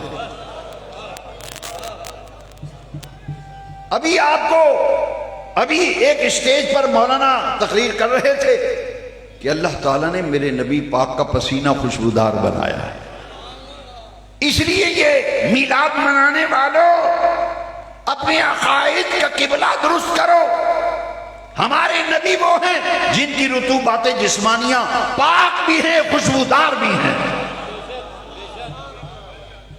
حضور کی کلی مبارک کا پانی، استنشاق، رطوبات جسم ہتھیلی پہ لے کے چیروں سینوں پہ ملتے ہیں۔ صحابہ کہتے ہیں حضور کی رطوبات جسمانیہ خوشبودار تھی، پسینہ مبارک خوشبودار تھا۔ صحابہ نے یہ کام کیا، نہ قرآن میں نہ حدیث میں، مگر صحابہ نے کیا اور حضور کے سامنے کیا۔ یہ میرے 18 علماء میرے دائیں بائیں بیٹھے ہیں، 18 علماء اس وقت مجمع میں موجود ہیں۔ ان کی موجودگی میں کہنا چاہتا ہوں، شریعت مطہرہ کا قاعدہ ہے، محدثین کے ہاں اصول حدیث ہے، او کم جڑا نبی پاک دے سامنے کیتا جائے، جڑا کم نبی پاک دے سامنے کیتا جائے، نبی پاک اس کم تو منع نہ فرمان، اس کم تو روکن نہ۔ حضور خاموشی اختیار فرما لین، محدثین آخدے نے وہ سنت تقریری بن جاتا ہے۔ نہ نبی کریم نے منع فرمایا، نہ روکا، نہ ٹوکا، مگر صحابہ نے یہ کام کیا۔ اب یہ سنت تقریری بن گیا، یہ سنت تقریری بن گیا کہ صحابہ حضور کے جسم پاک سے لگنے والا وضو کا پانی رسول کریم کا ہتھیلیوں پہ لے کے چہروں اور سینوں پہ مل رہے ہیں، چہروں اور سینوں پہ۔ حجامت کے بعد میں دکھاتا ہوں، ذمہ دار ہوں۔ میرے آقا جب حجامت بنواتے تھے، صحابہ حضور کے ارد گرد یوں طواف کرتے تھے جیسے پروانہ شمع کے گرد طواف کرتا تھا۔ حضور حجامت بنوا رہے ہیں اور جو بال کٹتے ہیں صحابہ گرنے نہیں دیتے، سنبھال رہے ہیں۔ خالد بن ولید نے اپنی ٹوپی میں حضور کا منہ مبارک سی لیا، جس جنگ میں جاتے فتح یاب ہو جاتے۔ اللہ اکبر۔ اور ایک صحابی نے تو وصیت کی، اس نے کہا کہ میرے گھر میں رسول اللہ کے ناخن مبارک حجامت بنوائی سرکار نے، ناخن مبارک کٹے ہوئے میرے گھر میں پڑے ہیں، جب میرا انتقال ہو جائے مجھے غسل دینا، کفن پہنانا، جنازہ پڑھ کے جب لحد میں اتارو تو حضور کے جسد پاک کے حجامت کے کٹے ہوئے ناخن میری آنکھوں پہ رکھ دینا، اس لیے کہ ان کی برکت سے میری بخشش ہو جائے، ان کی برکت سے میری بخشش ہو جائے۔ اور ام سلیم حضور کا پسینہ نچوڑ نچوڑ کے شیشی میں ڈال رہی ہے۔ دلیلیں ڈھونڈنے والوں، ہر چند کے ہم دلائل کا انبار رکھتے ہیں، مگر سمجھانے کے لیے کہنا چاہتا ہوں، اگر دل میں پیار آ جائے مدینے والے کا تو پھر دلیلیں نہیں، محبت دلیلیں نہیں ڈھونڈا کرتی۔ ام سلیم سے پوچھا، کسی آیت میں نہیں حضور کا پسینہ شیشی میں ڈالو، نہ نبی کریم نے کبھی فرمایا کہ میرے جسد مبارک پر پسینہ ہے تو سنبھالو۔ ام سلیم نے سرکار کی دعوت کی نا، چمڑے کا بستر بچھایا نبی کریم علیہ السلام کے لیے، اور دوپہر کے کھانے کے بعد آرام کرنا، کچھ دیر لیٹنا، کیلولہ کرنا، یہ حضور کی سنت ہے۔ میرے کریم آقا دعوت پہ تشریف لے گئے، دوپہر کا کھانا تھا، تناول فرمایا تو ام سلیم جانتی تھی کہ حضور کھانے کے بعد کیلولہ فرماتے ہیں، استراحت فرماتے، چمڑے کا شاندار بستر بچھایا، گرمیوں کا موسم تھا، حضور لیٹ گئے اور آپ کے جسد مبارک پر پسینہ آیا ہوا تھا۔ یہ کلائی مبارک کا یہ حصہ جو ہے نا، یہاں پسینہ تھا تو ام سلیم انگلی سے نچوڑ کر پسینہ شیشی میں ڈال رہی۔ میرے آقا بیدار ہوئے، فرمایا ام سلیم کیا کر رہی ہو؟ حضور آپ کا پسینہ بنایا ہے رب نے خوشبودار، تو میں تھی ویانی، چند دن بعد میں تھی ویانی تے جنج ہونی میرے گھر تھی دی، تے ساڈا عرب دا رواج ہے تیاں نو جدوں ٹوریے نا اسی اعلیٰ ترین عطر خوشبو حسب توفیق جہیز وچ دینے ہیں۔ عربوں کے ہاں آج بھی عطر اور خوشبو کا بڑا ایک وسیع سلسلہ ہے۔ تو حضور آپ کا پسینہ رب نے بنایا خوشبودار، تے جدوں تین ٹوراں گی نا تے آپ دے عطر لین دی پھر بازاروں ضرورت نہیں، آپ کے پسینے والی شیشی ہی جہیز میں رکھ دوں گی۔ کتاب الشفا قاضی ایاز پڑھ کے دیکھیے، بیٹی کو جب رخصت کرنے کا وقت آیا، پرفیوم لگاتے ہیں لوگ، عطر لگاتے ہیں، خوشبوئیں بکھیرتے ہیں۔ ام سلیم نے جب بیٹی کو رخصت کیا تو اس کو رسول اللہ کا پسینہ لے کر لگا دیا، اور اپنے داماد کو بھی رسول اللہ کا پسینہ لگایا اور بیٹی کو گھر سے رخصت کر دیا۔ قاضی ایاز نے کتاب الشفا میں لکھا ان کے ہاں جو اولاد پیدا ہوئی اس سے بھی رسول اللہ کے پسینے کی خوشبو آتی تھی۔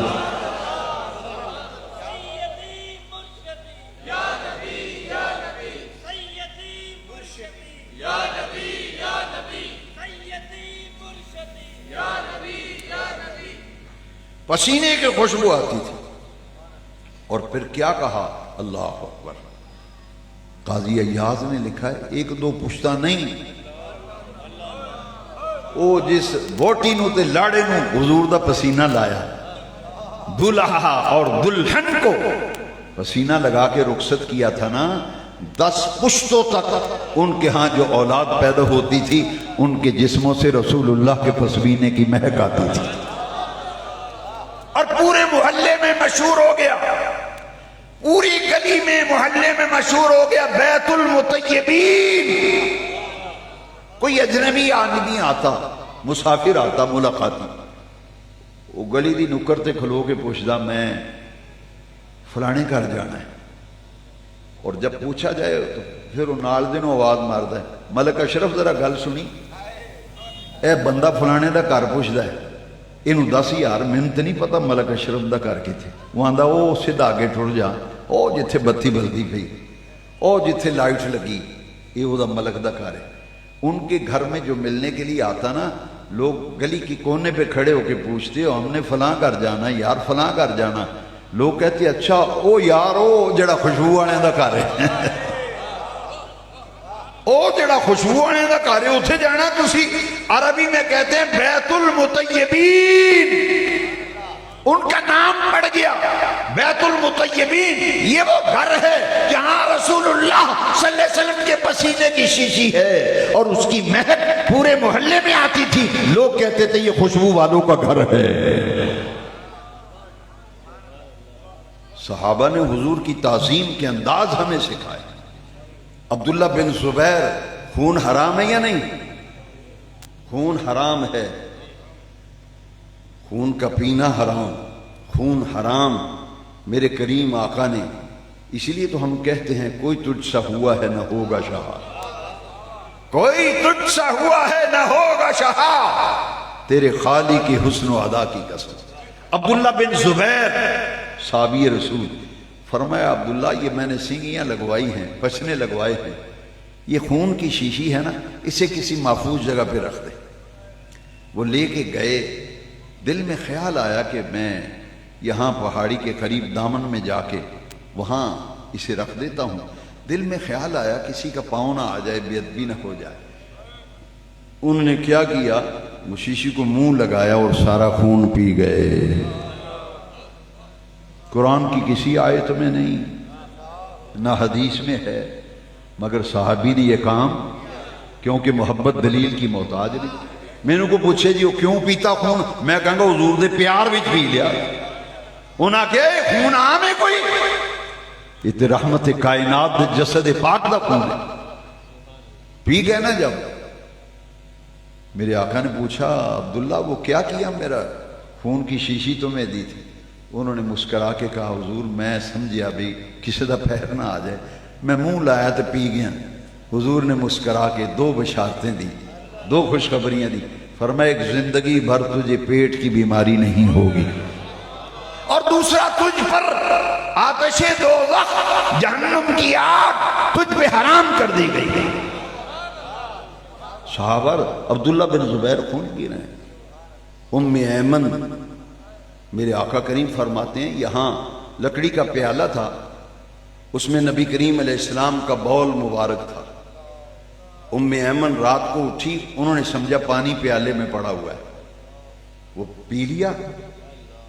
شرب بول، یہ حدیث شرب بول والی حدیث، جب حضور کا بول مبارک منہ کو پیالہ لگایا تو پی لیا نا، تو سرکار نے صبح پوچھا یہاں پیالہ پڑا تھا لکڑی کا، تو ام ایمن سرکار کی خادمہ کہتی ہیں حضور میں نے سمجھا پانی، وہ تو میں نے پی لیا ہے۔ حضور نے فرمایا زندگی بھر تجھے پیٹ کی تکلیف و بیماری نہیں ہوگی، اللہ کریم نے تجھ پر آتش دوزخ کو حرام کر دیا ہے۔ اس وقت بیسیوں واقعات صحابہ کے میرے سامنے آ رہے ہیں، مگر وقت کا دامن پاؤں کی زنجیر ہے، اس لیے میں آپ سے نہایت مؤدبانہ عرض کروں گا کہ آقا کریم کی تعظیم اور حضور کی محبت بھی اگر سیکھنا ہے تو صحابہ کرام سے سیکھو، یہ صحابہ کرام سے سیکھو جنہوں نے حضور کے سامنے یہ کام کیے اور حضور نے انہیں کیا کیا بشارتیں عطا فرمائی۔ میرے آقا کریم اللہ اکبر اللہ اکبر، میرے آقا کریم صلی اللہ علیہ وسلم حضرت عمر فاروق رضی اللہ عنہ جب طواف کعبہ کرنے لگے تو حجر اسود کا بوسہ لینے کے لیے ایک ہاتھ ادھر رکھا ایک ہاتھ ادھر، دونوں ہونٹ حجر اسود کے قریب لے گئے، چومنے لگے نا تو پیچھے ہٹ گئے، پیچھے ہٹ کے کہتے ہیں او حجر اسود تو ایک محض پتھر ہے، اللہ کی عزت کی قسم ہے میں تمہیں کبھی نہ چومتا اگر تو نے میرے مصطفیٰ کے ہونٹوں کو نہ چوما ہوتا، تو میرے مصطفیٰ کی بوسہ گاہ ہے، میں اس لیے تمہیں چوم رہا ہوں۔ وہ جانتے تھے کہ حجر اسود کا تقدس ہے تو نسبت مصطفیٰ سے ہے۔ حضرت عثمان سے کہا گیا بیعت رضوان کے موقع پر کہ عثمان تم طواف کر لو، تمہارے نبی کو ان کے ساتھ آنے والوں کو اجازت نہیں۔ عثمان نے کہا میں کون ہوتا ہوں طواف کرنے والا، واللہ قسم کھائی بیعت رضوان والی حدیث نکالیے، کہا واللہ لا اطوف حتی یطوف رسول اللہ صلی اللہ علیہ وسلم، فرمایا عثمان کبھی طواف نہیں کرے گا جب تک رسول اللہ طواف نہیں کر لیتے۔ کعبہ ہے تو نسبت مصطفیٰ سے، حجر اسود ہے تو نسبت مصطفیٰ سے، شہر مکہ کو عزت ملی تو نسبت مصطفیٰ سے۔ قسم کھائی نا لا اقسم بہذا البلد۔ کتاب الشفا قاضی ایاز، وہ ایسی کتاب ہے جس کا گھر میں رکھنا برکت، جس میں گھر میں رکھنا برکت۔ مکے شہر کی قسم کھائی تو لا اقسم بہذا البلد وانت حل بہذا البلد، شہر مکہ کی قسم کھائی، فرمایا پیارے محبوب اس لیے نہیں قسم کھا رہا یہاں بیت اللہ ہے، یہاں حجر اسود ہے، صفا مروہ ہے، حتیم ہے، چاہے زمزم ہے، نہیں، فرمایا لا اقسم بہذا البلد وانت حل بہذا البلد، اس سرزمین پر تیرے تلوے لگے، اس سرزمین نے تیرے تلووں کے بوسے لیے، اس لیے میں شہر مکہ کی قسم کھا رہا ہوں۔ جس کو جو عزت ملی نسبت مصطفیٰ سے ملی۔ آئیے ساری گفتگو کو سمیٹتے ہوئے یہ بات تو سمجھ میں آتی ہے کہ صحابہ حضور کی تعظیم کر رہے ہیں، جیسا کہ میں نے آپ کو حدیثیں سنائی. مگر ایک بات بڑی عجیب ہے، ایک بات بڑی عجیب ہے کہ نماز پڑھی جا رہی ہے، نماز پڑھی جا رہی ہے، اور نماز رب کی عبادت ہے. نماز پڑھی جا رہی ہے، آقا تشریف لاتے ہیں، ساری نمازیوں کی توجہ کا مرکز حضور کی ذات بن جاتی. میرے آقا کہیں جھگڑا ہو گیا تو حضور صلح کرانے تشریف لے گئے.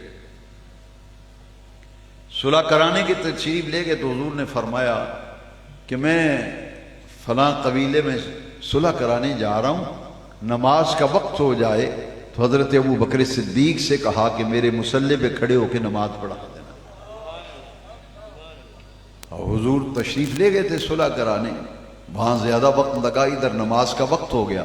صحیح بخاری میں ہے صدیق اکبر مصلی پہ کھڑے ہیں حضور کے حکم سے، نبی پاک کے مصلی پہ کھڑے ہو کے صدیق حضور کے حکم سے نماز پڑھا رہے ہیں. نماز پڑھائی جا رہی تھی، سرکار تشریف لے آئے. جب حضور تشریف لائے تو پہلی جو آخری صف تھی اسے حضور نے کراس کیا، اور اس صف کو جب میرے آقا نے کراس کیا تو اس صف میں جتنے نمازی تھے انہوں نے ہاتھوں پہ ہاتھ مارے. یوں نماز پڑھ رہے تھے نا، جس صف سے سرکار گزرتے ہیں ہر صف والے نمازی اس طرح کرتے ہیں. عربی میں اسے کہتے ہیں تصفیق، تصفیق. اور حدیث شریف میں فصفق الناس، صحابہ نے ہاتھ پہ ہاتھ مارے جس سے آواز پیدا ہوئی تاکہ امام ابو بکر کو پتہ چل جائے کہ حضور تشریف لے آئے. جب حضور پہلی صف میں پہنچے نا، جس صف سے سرکار گزرتے ہیں صحابہ ہاتھوں پہ ہاتھ مارتے ہیں، آواز پیدا ہو رہی ہے. صدیق کو اطلاع کرنا مقصود تھا کہ حضور تشریف لے آئے. پہلی صف میں جب میرے آقا جا کے کھڑے ہو گئے نا تو صدیق اکبر سمجھ گئے کہ آقا تشریف لے آئے. صدیق اکبر نے مصلی چھوڑا اور الٹے قدم واپس پیچھے ہٹنے لگے. پیچھے ہٹ رہے تھے، حضور نے اپنا دست مبارک کندھے پہ رکھا، کندھے پہ رکھ کے فرمایا ان تثبت علی مقامک، اے ابو بکر مصلی پہ کھڑا رہے، نماز پڑھاتا چل، کھڑا رہے نماز پڑھاتا چل. لیکن صدیق، صحیح بخاری میں ہے، صدیق پیچھے ہٹ گئے، حضور کے منع کرنے کے باوجود پیچھے ہٹ گئے اور آ کر کے پہلی صف میں کھڑے ہو گئے. لا محالہ حضور کو آگے بڑھنا تھا، سرکار مصلی پہ تشریف لے گئے، جہاں صدیق نے نماز چھوڑی تھی وہاں سے آگے حضور نے پڑھا. یہاں مصلی چھوڑ کے پیچھے ہٹ گئے، صحابہ تالیاں بھی بجا رہے ہیں، ہاتھوں پہ ہاتھ مار رہے ہیں، تصفیق کر رہے ہیں، لیکن نماز میں فرق پڑا. جب نماز ہو گئی تو میرے آقا کریم نے اصلاح فرمائی کہ آئندہ اگر نماز میں ایسا معاملہ آ جائے کہ امام کو اطلاع کرنا مقصود ہو تو ہاتھوں پہ ہاتھ نہ مارا کرو، سبحان اللہ کہا کرو، الحمدللہ کہا کرو، یا اللہ اکبر کہا کرو. یہ اصلاح فرما کر میرے آقا کریم نے صحابہ نے نماز پڑھتے ہوئے اور دوران نماز پیارے نبی پاک کی جو تعظیم بجا لائے تھے صحابہ، میرے آقا کریم نے مہر تصدیق ثبت کر دی کہ میرے آنے پہ جو کچھ تم نے کیا تھا وہ درست تھا. ہاں، اس کا طریقہ یہ اختیار کیا کرو، سبحان اللہ کہا کرو، الحمدللہ کہا کرو، یا اللہ اکبر کہا کرو.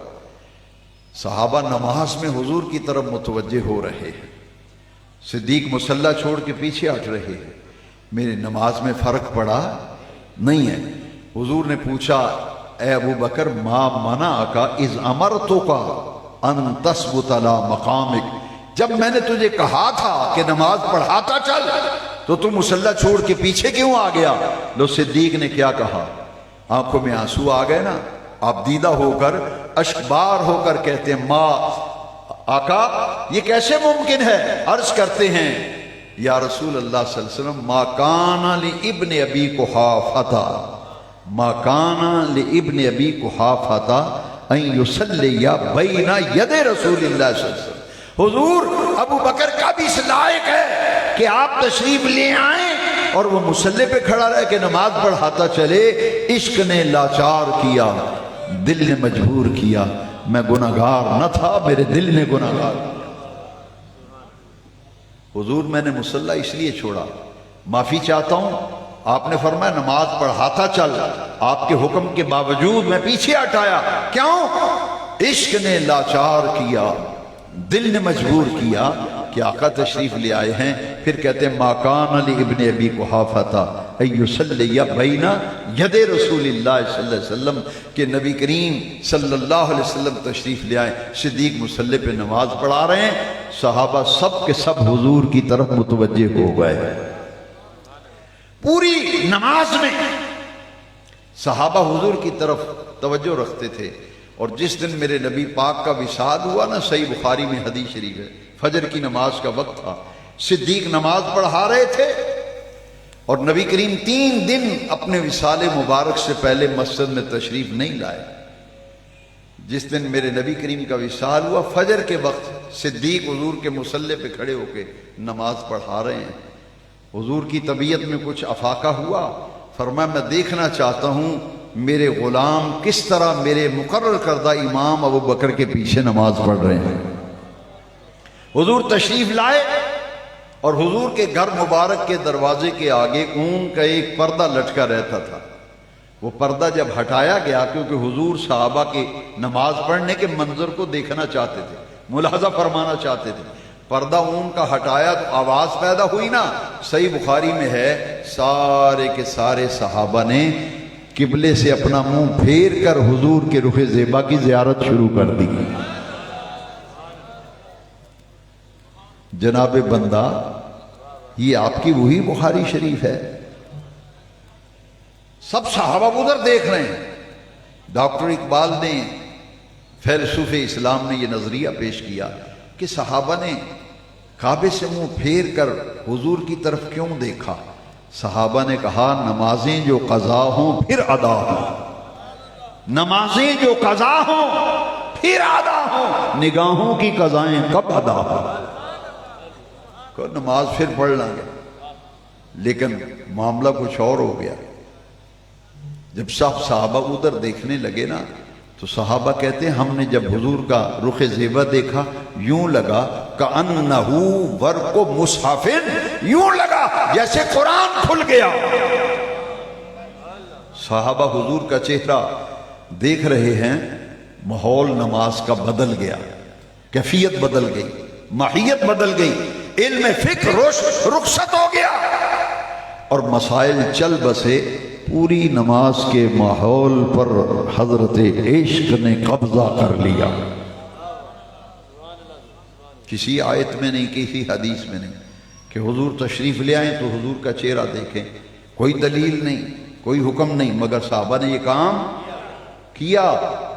اور میرے آقا نے ناراض ہو گئے یا منع کیا تھوڑی نمازیں ٹوٹ گئی ہیں؟ نا میں حدیث پڑھتا ہوں، فتبسم رسول اللہ صلی اللہ علیہ وسلم، حضور کے چہرے پر مسکراہٹیں بکھر گئیں، والضحیٰ کے چہرے پر رب کعبہ کی قسم مسکراہٹیں بکھر گئیں، اور آمنہ کے لال میلاد والے آقا نے مسکرا کے فرمایا اے میرے جانثارو، فداکارو، تمہارے عشق کا امتحان کرنا چاہتا تھا، تم عشق کے امتحان میں کامیاب ہو گئے، اتموا صلاتکم، اپنی نمازوں کو مکمل کر دو، اپنی نمازوں کو۔ اقبال نے کہا شوق تیرا اگر نہ ہو میری نماز کا امام، نماز کیوں نہیں ٹوٹی؟ کعبے سے منہ پھر گیا، شاکوٹ میں، لاہور میں، لندن میں، امریکہ میں جہاں نماز پڑھیں، کعبے سے ذرا منہ پھیر کے دیکھیں، نماز ختم ہو جائے گی، نئے سرے سے پڑھنی پڑے گی۔ پورے صحابہ کا چہرہ قبلے سے مکمل پھر کر حضور کے چہرے پاک کی طرف ہو گیا، نماز میں فرق آیا نہیں۔ کیوں؟ اقبال کہتے ہیں شوق تیرا اگر نہ ہو میری نماز کا امام، شوق تیرا اگر نہ ہو میری نماز کا امام، میرا قیام بھی حجاب، میرا سجود بھی حجاب۔ وہ نمازیں کیا جن میں حضور کا تصور آنے سے نماز نقص نماز کے اندر ہو جائے۔ ہماری اقبال کہتے ہیں ہماری نماز اس وقت تک مکمل نہیں ہوتی جب تک نماز میں مدینے والے کا تصور نہ آ جائے۔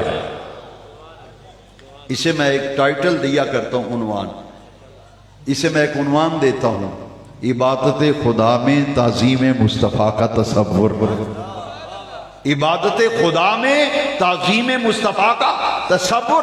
کعبے کے رب کی قسم ہے، صحابہ نماز رب کی پڑھ رہے ہوتے تھے، تعظیم مدینے والے مصطفیٰ کی بجا لا رہے ہوتے۔ ایک صحابی حضور کے پیچھے کھڑے ہونے کی فضیلت چھوڑ کر صف میں دائیں طرف کھڑے ہوتے تھے۔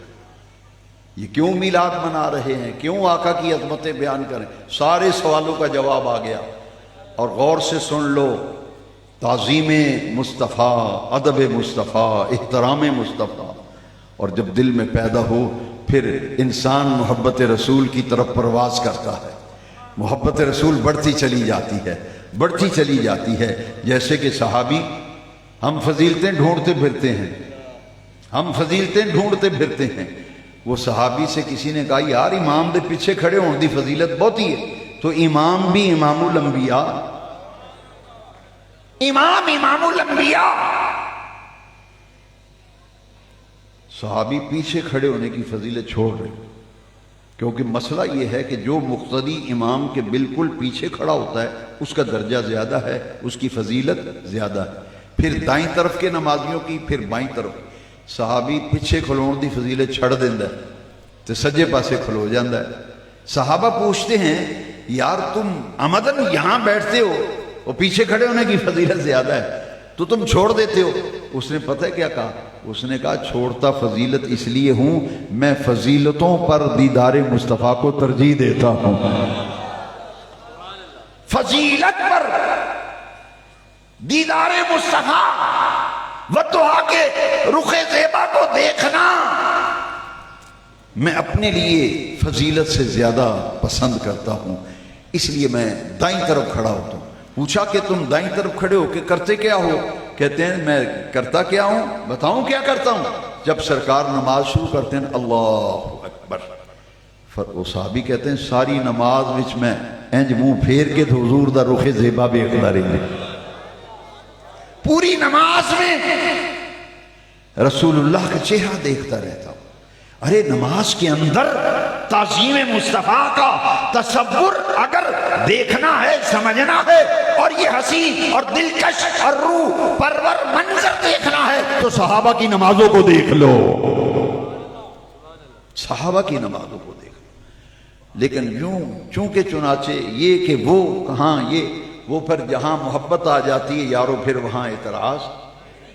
ایک آدمی مجھے کہنے لگا اے جمعے تو بات تسی ہاتھ بن کے کیوں درود پڑھ دے، ہاتھ بن کے؟ میں نے کہا نماز میں بے نیاز رب نے نماز میں نبی پاک پہ درود بھی رکھا ہے اور سلام بھی رکھا ہے۔ میں نے کہا یار میں زیادہ بحث نہیں کرتا، زیادہ طویل جھگڑا نہیں کرتا، جب تو جنازہ پڑھنا ہے نا تے نیت کری دیئے 4 تکبیر نماز جنازہ فرض کفایہ ثنا اللہ واسطے، اگے کی عقیدہ ہے؟ جڑے آخدے ہو پڑھو، باقیوں میں نہیں تکلیف دینا، صرف سمجھان واسطے، ثنا واسطے، اگے کی عقیدہ ہے؟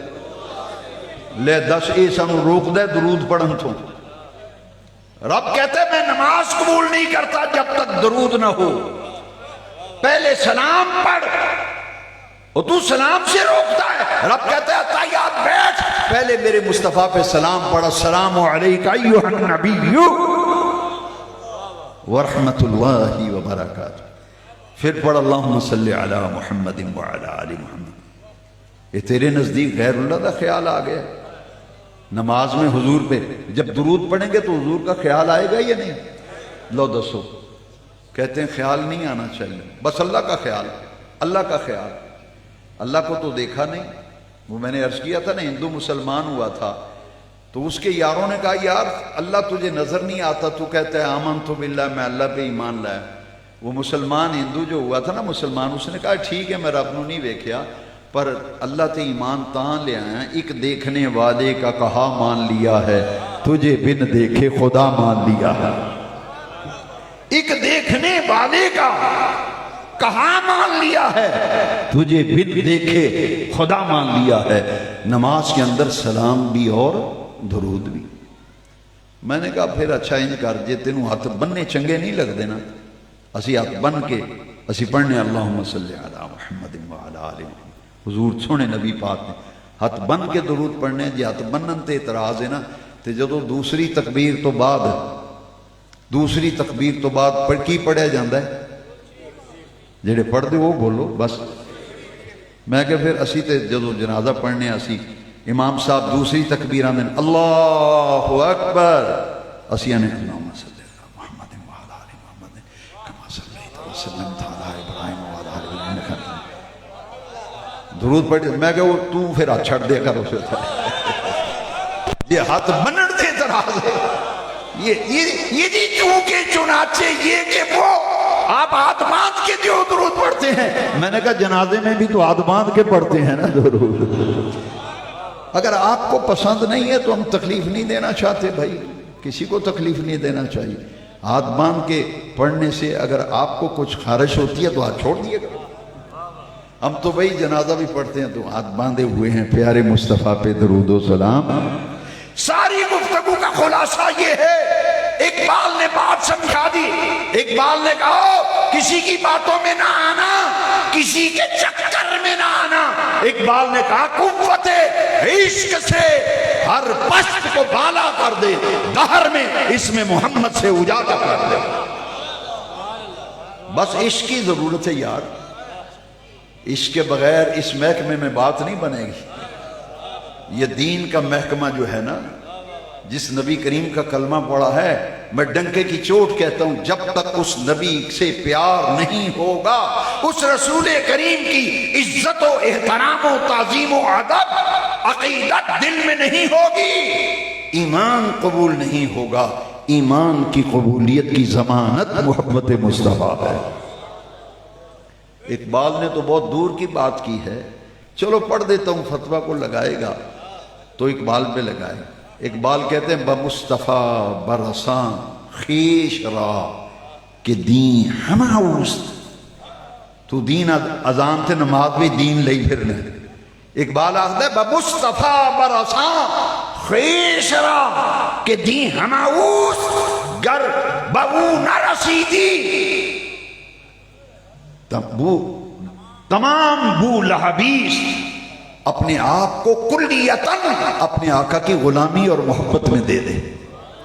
اگر یہ نہیں ہے تو اقبال کہتا ہے گر بہو نہ رسیدی، اگر اتھے نہیں ہے پڑھیا تو پھر تمام بو لہبیس، باقی ابو لہبی ہے۔ عشق سارے دا سارا مدینے والے دا محبت، دین ہماؤس، دین سارے دا سارا اے مدینے والے آقا دی محبت دنا۔ اور اقبال نے کہا کہ مغز قرآن سارا جلوس جڑا صبح دا شروع ہے حضور دی شانہ بیان کر کے، مومن دی نشانی ایک دس چھڑا،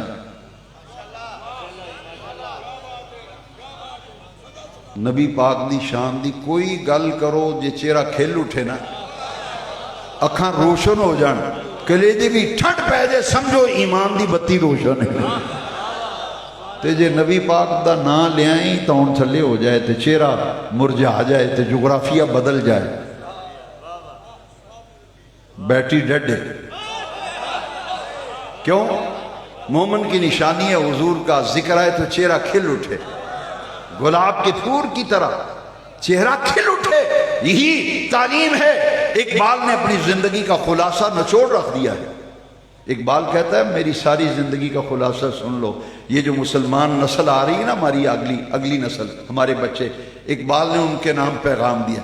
اقبال کہتا ہے او مسلمانوں، جس نبی کا کلمہ پڑھا ہے نا، ان کو پہچانو یار، پہچانو ان کو، ان کی تعظیم کرو، ان کا ادب و احترام سیکھو، ان کے مقام کو پہچانو۔ وہ کیا ہے؟ اقبال کہتا ہے میں زندگی دا خلاصہ کر چھڑیا، نچوڑ ہے میری زندگی دا، مغز قرآن روح ایمان، مغز قرآن روح ایمان، جان دین ہست حب رحمت للعالمین۔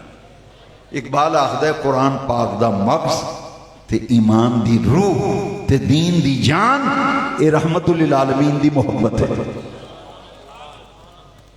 یہ گلاں جڑیاں بار بار میں تمہیں دسنا نا، یہ پتہ کیوں دسنا؟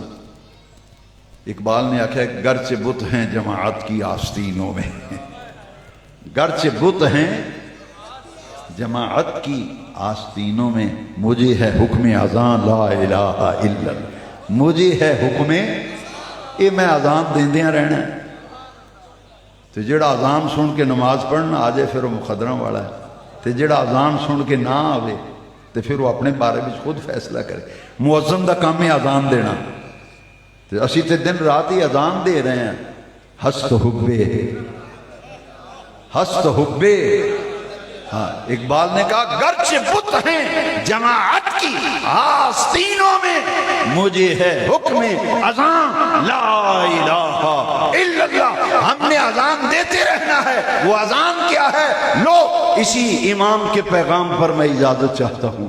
امام نے جو پیغام دیا ہے نا پوری مسلمان قوم کو، امت مسلمہ کو، وہ میں آپ کے نام میلاد النبی کے جلوس کے شرکاء کے نام ایک میسیج و پیغام چھوڑتے ہوئے رخصت ہو رہا ہوں۔ ایک میرے امام کہتے ہیں اللہ کی سر تب قدم شان ہے یہ۔ احمد رضا کہتے ہیں کہ اللہ کی شان دیکھنی ہے تو رسول اللہ کو دیکھ لو۔ اللہ کی شان کو دیکھنا ہے رسول اللہ کو دیکھ لو۔ میرے آقا نے اعلان نبوت فرمایا نا، تو قریش مکہ نے کہا کہ آپ اللہ کے رب ہونے کا اعلان کر رہے ہیں اور دعوت دے رہے ہیں، تو آپ کے پاس دلیل کیا ہے اللہ کے وجود پر، اللہ کی ہستی پر دلیل کیا ہے؟ میرے آقا نے دلیل کیا دی؟ دلیل پوچھی جا رہی رب دے متعلق، رب دے وجود اتے، اللہ دی ہستی اتے دلیل دیو سانو دلیل۔ تو حضور نے دلیل کیا دی، قرآن پڑھ لیں، قرآن کی آیت ہے قد لبثت فیکم عمرا من قبلہ افلا تعقلون۔ فرماؤ اللہ دی ذات دلیلاں پوچھن والے ہو، میری 40 برے دی زندگی تواڈے سامنے کھلی کتاب کی طرح۔ یہ پوچھو حافظ صاحب نے، حافظ نے نہ پوچھا جی، حافظ صاحب نے یہ پوچھو جناب، یہ جی آیت قد لبثت فیکم عمرا من قبلہ افلا تک، دلیل رب دی پوچھی جا رہی، دلیل پوچھی جا رہی اللہ دے وجود تے کوئی دلیل دیو، اودی ہستی تے کوئی دلیل دیو۔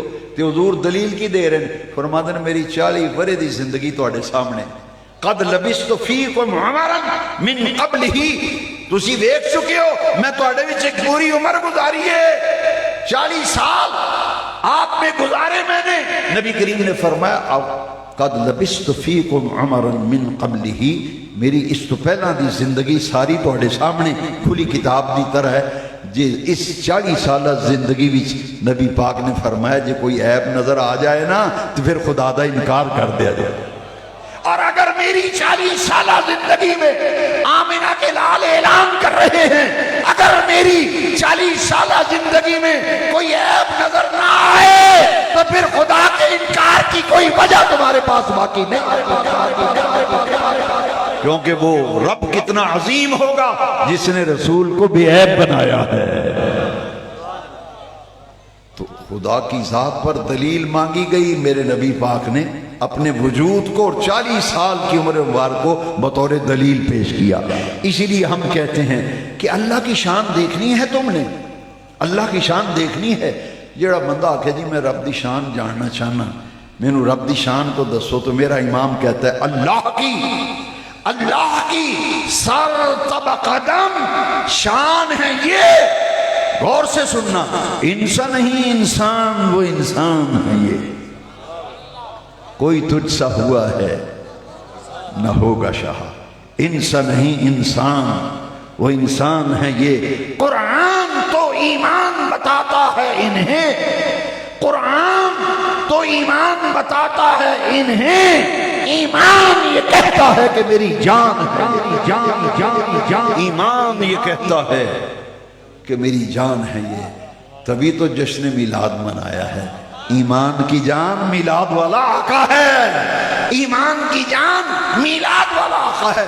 میرے امام نے کہا کسی کی باتوں میں نہیں آنا، کسی کے بہکانے میں نہیں آنا، کسی کے چکر میں نہیں آنا، بس اپنا قبلہ درست رکھو، انہیں جانا انہیں مانا۔ وہ تو حضور کی زیارت کر رہے تھے نا، اس لیے انہوں نے سرکار کا جلوہ دیکھا، زیارت کی، جاگتے ہوئے حالت بیداری میں احمد رضا ہمارا امام کہتے ہیں انہیں جانا انہیں مانا نہ رکھا غیر سے کام للہ الحمد میں دنیا سے مسلمان ہے۔ ہم عید میلاد کے جلوس میں ہمیں کسی سے کوئی غرض نہیں، ہمیں غرض ہے تو تاجدار مدینہ سے، وہ اللہ کے محبوب جو خاتم النبیین ہیں، میرے آقا کی ختم نبوت کا عقیدہ ایمان کا اساسی عقیدہ ہے۔ حضور نے فرمایا انا خاتم النبیین لا نبی بعدی، میں نبیوں میں سے آخری نبی ہوں، میرے بعد قیامت تک کوئی نیا نبی پیدا نہیں ہوگا۔ قرآن نے بھی حضور کی ختم نبوت کا اعلان کیا، ما کان محمد ابا احد من رجالکم ولکن رسول اللہ و خاتم النبیین۔ ہم محبت رسول کا پیغام لے کر نکلے ہیں رسول اللہ کا پیغام لے کر۔ ہم کہتے ہیں آؤ ٹھوکریں کھاتے پھرو گے، ٹھوکریں ٹھڈے کھاؤ گے، ٹھوکریں کبھی ادھر کبھی ادھر در بدر ہے جی، ٹھوکریں کھاتے پھرو گے ان کے در پر پڑ رہو، قافلہ تو اے رضا اول گیا آخر گیا، آج لے ان کی پناہ، آج لے ان کی پناہ، آج مدد مانگ ان سے، آج مدد مانگ، کل کو نہ مانیں گے وہ، گھر سے تو مان گیا۔ شاہ صاحب نے بھی بڑی خوب بات کی ہے، سید شبیر حسین شاہ صاحب حافظ آبادی علیہ اللہ ان کی قبر پر رحمت نازل فرمائے، انہوں نے سرکار کی نعتیں بھی لکھی ہیں، شعر بھی لکھے ہیں۔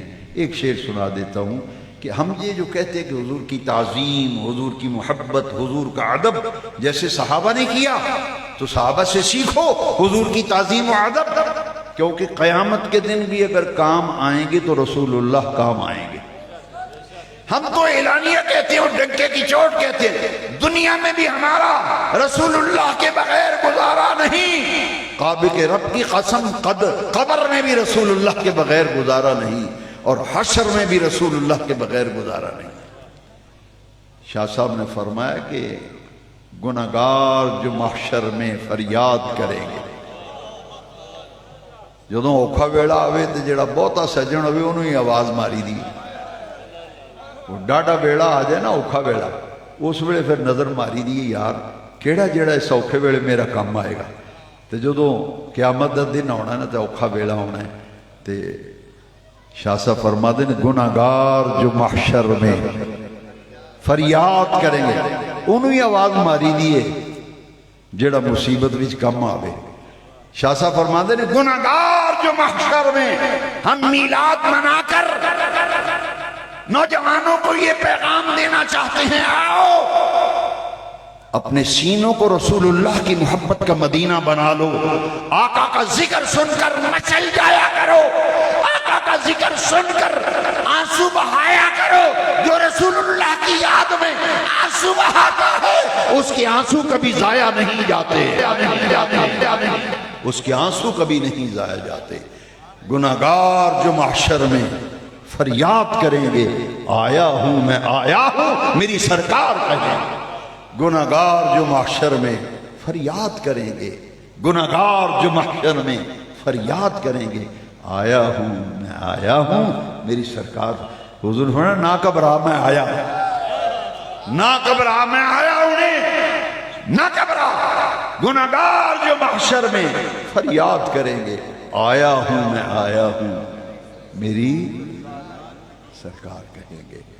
اللہ اکبر اللہ اکبر۔ رب ذوالجلال نے میرے محبوب کریم علیہ السلام کو جو ان گنت شانیں عطا فرمائی ہیں، ان گنت مقامات عطا فرمائے ہیں، مجھے ابھی ایک محبت بھرا پیغام ملا ہے۔ میں وقت تو زیادہ ہو گیا اور خود میں بیمار ہوں کافی عرصے سے، میں تو خود حیران ہوتا ہوں کہ میں کیسے بیان کر لیتا ہوں۔ جب بیان شروع کرتا ہوں قطعاً ہمت نہیں ہوتی، میں یہی سمجھتا ہوں 5-10 منٹ بول سکوں گا، لیکن ان کا کرم ہو جاتا ہے، ان کا کرم پھر ان کا کرم ہے، ان کے کرم کی بات نہ پوچھو، ان کے کرم کی بات نہ پوچھو۔ کسی دوست نے ایک بہت اچھا اشاریہ دیا ہے مجھے. دیکھیے رسول اللہ کے جان نثار کیسے کیسے صحابہ تھے. حضور اپنی صاحبزادی سیدہ عالم کے گھر روزانہ ملاقات کے لیے جاتے تھے. ہمارے 10 ربیع الاول کے پروگرام میں اصلاح معاشرہ پہ جو بیان ہوا ہے، یہ ہماری بدقسمتی کہ ہماری جو کام کی تقریریں ہیں ہم ان پہ توجہ نہیں دیتے. اگر آپ کو وہ بیان میسر آ جائے نا تو میں کہتا ہوں، میں نے دوستوں سے کہا ہے کہ اصلاح معاشرہ پہ اتنا مؤثر خطاب میں نے زندگی میں نہیں سنا. یہ نوجوان 18 سال سے لے کے 25 سال تک کا اگر کوئی زندگی بدلنا چاہتا ہے تو وہ 10 ربیع الاول کا بیان سن لے. سنے اندر سے. زندگی نہ بدلی تو مجھے چوک میں پکڑ لے.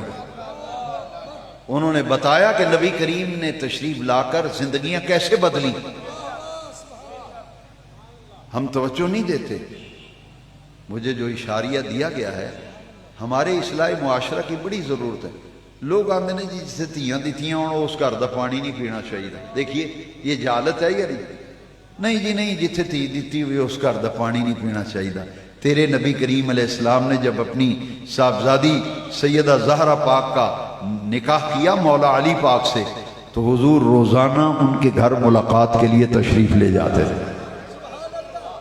روزانہ بیٹی سے ملنے جا رہے ہیں میرے آقا. ایک دن میرے آقا نے فرمایا، بیٹی زہرا تمہارا گھر بہت دور ہے اور میں تمہیں دیکھے بغیر رہ بھی نہیں سکتا. میں روزانہ آتا ہوں تیری ملاقات کے لیے. تو زہرا علی سے کہنا، علی آئیں شام کو تو ان سے کہنا اپنا گھر میرے گھر کے قریب لے لیں، میرے گھر کے قریب لے لیں تاکہ میں آتا جاتا رہوں. اور یہ سفر کافی ہے، مجھے بہت یہاں آنا پڑتا ہے. گھر قریب لے لیں. رات کو جب حضرت مولا کائنات اسد اللہ الغالب علی کل غالب حیدر کرار تشریف لائے تو زہرا پاک سلام اللہ علیہا کہتی ہیں حضرت علی پاک سے، ابا جان آج تشریف لائے تھے اور ایسے فرما گئے. تو حضرت علی رضی اللہ تعالیٰ عنہ کی وہ ذات ہے جن پہ فخر کرتا ہے، فخر ناز کرتا ہے، فخر کرتا ہے. تاجدار فخر حضرت علی تھے. انہوں نے کہا کہ میرے پاس تو مکان لینے کے لیے کچھ نہیں اور اتنے وسائل نہیں کہ میں مکان اور قریب لے سکوں. ہاں ایک بات ضرور ہے، اب ابا جان آئیں نا تو ان سے کہنا کہ آپ کے صحابی زید بن حارثہ رضی اللہ عنہ، ان کا گھر جو ہے حضور کے گھر کے ساتھ والا، یہ نبی پاک کا گھر مبارک، یہ حضرت زید بن حارثہ کا. تو اگر حضور زید بن حارثہ سے کہیں کہ یہ مکان میری بیٹی کو دے دو تو انہیں تو انکار نہیں کرنی، تو وہ مکان دے دیں گے تو ہم وہاں منتقل ہو جائیں گے. حضرت علی نے زہرا پاک سے کہا. صبح جب میرے آقا ملنے کے لیے آئے نا تو زہرا پاک نے وہی پیغام دیا کہ میرے شوہر نامدار حسنین کے ابا جان کہہ رہے تھے کہ زید بن حارثہ کا مکان حضور کے گھر کے ساتھ ہے. تو حضور نے تو بس کہنا ہی ہے نا، میرے کو بھی بندے کہیں ہوتے ہیں تساں جی زبان ہی لانی ہے. میں کہا بھی میں ایڈا بے وقوف نہیں، بے ایک طریقہ ہوتا ہے نا گل کرن دا. جی تسی تہاڈی زبان ہلنی، مینوں 20,000 روپیہ لب جان. میں کہا میں لوگوں کو پیسے مانگتا پھرنا، میرے پاس بہت ایسے لوگ آتے ہیں عجیب عجیب باتیں کرتے ہیں. دیکھیے سرکار کی تعلیم کیا ہے. کہا کہ حضور اگر آپ فرما دیں تو مکان مل سکتا ہے. زہرا پاک نے ساری بات بعین ہی وہی سنا دی جو حضرت علی نے کہی تھی. میرے نبی پاک نے فرمایا بیٹی زہرا، میرے اس غلام نے دین کے لیے پہلے ہی اتنا مال خرچ کیا ہے اور اتنا مال اور اتنے مکان وقف کیے ہیں کہ اب مجھے کہتے ہوئے حیا آتا ہے. دیکھنا تعظیم رسول کیا ہے اور محبت صحابہ نو میں نہیں. قرآن میں فرمایا رضی اللہ عنہم ورضوا. دیکھیے ان کی سوچ حضور کے بارے میں. حضور فرمایا نہیں زہرا، زید بن حارثہ نے پہلے بڑے مکان وقف کیے ہیں، اب میں نہیں کہتا، مجھے حیا آتا ہے. بات ختم ہو گئی، بات یہی ختم ہو گئی. کسی طرح حضرت زید بن حارثہ کو پتہ لگ گیا. آپ کو پتہ چلا کہ گھر میں یہ بات ہوئی ہے تو حضور نے یہ فرمایا کہ زید بن حارثہ نے پہلے ہی بڑا خرچ کر لیا ہے، ہن مینوں حیا ہوندا کہنے لگے۔ پتہ چلا نا تو حضرت علی سے ملے کہ اور پوچھتے ہیں کیا ایسے بات ہوئی ہے؟ فرمایا ہاں بات تو ہوئی ہے، پر حضور نے فرمایا میں نے کہنا نہیں۔ زید بن حارثہ اسی وقت مکان کی چابی لے کر سیدھے حضور کے پاس آ گئے۔ سیدہ زہرا سلام اللہ علیہا قیامت کے دن زہرا سلام اللہ علیہا جب جنت میں جا رہی ہوں گی، اعلان ہوگا اے حشر والو اپنی نگاہوں کو نیچے کر لو، رسول اللہ کی بیٹی جنت کی عورتوں کی سردار گزر رہی ہے، فاطمہ تو سیدۃ نساء الجنہ، حسنین کی اماں جان رسول اللہ کی بیٹی سیدہ زہرا۔ حضرت زید بن حارثہ چابیاں لے کر سرکار کے پاس آئے تو پوچھا حضور ایسے بات ہوئی ہے تو آپ نے خاموشی اختیار فرما لی ہے۔ میرے آقا نے فرمایا زید تو نے پہلے ہی بڑا خرچہ کیا ہے، پہلے ہی بہت ایثار کیا ہے، قربانی کی ہے، وقف کیے ہیں، اب مجھے حیا آتا ہے۔ تو وہ رو پڑے، کہا یا رسول اللہ یہ تو ایک مکان ہے، میری ساری کی ساری جائیداد آپ ہی مالک ہیں، آپ اشارہ تو کر کے دیکھیں۔ چابیاں سرکار کے قدموں پہ رکھ دی، حضور اس کے مالک آپ ہیں، یہ مکان میرا نہیں آپ کا ہے۔ وہ حضرت زید بن حارثہ نے حضرت زہرا سلام اللہ علیہا کو وہ نذرانہ پیش کیا اور اس طرح حضرت زہرا پاک اس گھر میں منتقل ہو گئی۔ اب گھر ساتھ ہے، گھر ساتھ ہے تو دروازے سے نکل کر جانا کوئی مشکل نہ تھا، مگر بیٹیوں سے کتنا پیار ہونا چاہیے۔ آج ہم بیٹوں پہ تو توجہ دیتے ہیں، بیٹیوں پہ توجہ نہیں دیتے۔ ہم کلمہ پڑھ کے کہتے ہیں نہیں جی یہ پرایا مال ہے، اے پتر ساڑا مال ہے تے تیاں پرایا مال ہے۔ اور کس کی تعلیم پہ لگا ہے تو؟ رسول اللہ نے فرمایا جس کو اللہ ایک بیٹی دے، دو دے، تین دے، بیٹیاں دے، ان کی اچھی پرورش اور تربیت کرے، جنت میں میرے ساتھ اس طرح ہوگا جس طرح یہ دو انگلیاں آپس میں ملی ہوئی۔ بیٹوں کے بارے میں کوئی حدیث نہیں، بیٹیوں کے بارے میں بیٹیوں کی اچھی تعلیم و تربیت اور بالغ ہونے پر نیک رشتہ تلاش کر کے اس کا عقد کر دے۔ فرمایا اچھی پرورش، اچھی تعلیم، اچھی تربیت، نگہداشت اور نیک رشتہ ڈھونڈ کے شادی کر دے گا، ایک بیٹی ہو، دو ہو، تین ہو، جتنی ہو، فرمایا وہ جنت میں میرے ساتھ اس طرح ہوگا جس طرح دو انگلیاں ملی ہوئی ہیں۔ اب بیٹیوں سے کتنا پیار ہونا چاہیے۔ رسول اللہ صلی اللہ علیہ وسلم نے جو گھر ساتھ والا منتقل ہو گئے تھے مولا علی اور زہرا پاک، حضور نے دیوار درمیان میں سے نکال کر کے وہاں حضور نے ایک دروازہ رکھوایا۔ دروازہ رکھوا کر حضور جب جی چاہتا دروازہ کھول کر بیٹی کی طرف تشریف لے جاتے، اور رسول اللہ جب سیدہ عالم تشریف لاتی میرے نبی کریم علیہ السلام ان کے استقبال میں کھڑے ہو جایا کرتے تھے۔ سیدۃ النساء، یہ صحابہ کا ایثار کہ اپنا جان اور مال کس طرح حضور پہ نثار و نچھاور کرتے تھے۔ اللہ تعالیٰ ہمیں بھی تعظیم رسول، ادب رسول، احترام رسول، محبت دلیل کی محتاج نہیں ہوتی۔ سینے میں رسول اللہ کی محبت، دل میں احترام اور آپ کی تعظیم، یہ اصل ایمان ہے، اصل ایمان ہے، ایمان کی ضمانت ہے۔ اللہ جل شانہ میلاد شریف کی یہ بہاریں ہمیں زندگی میں بار بار نصیب فرمائے۔ وآخر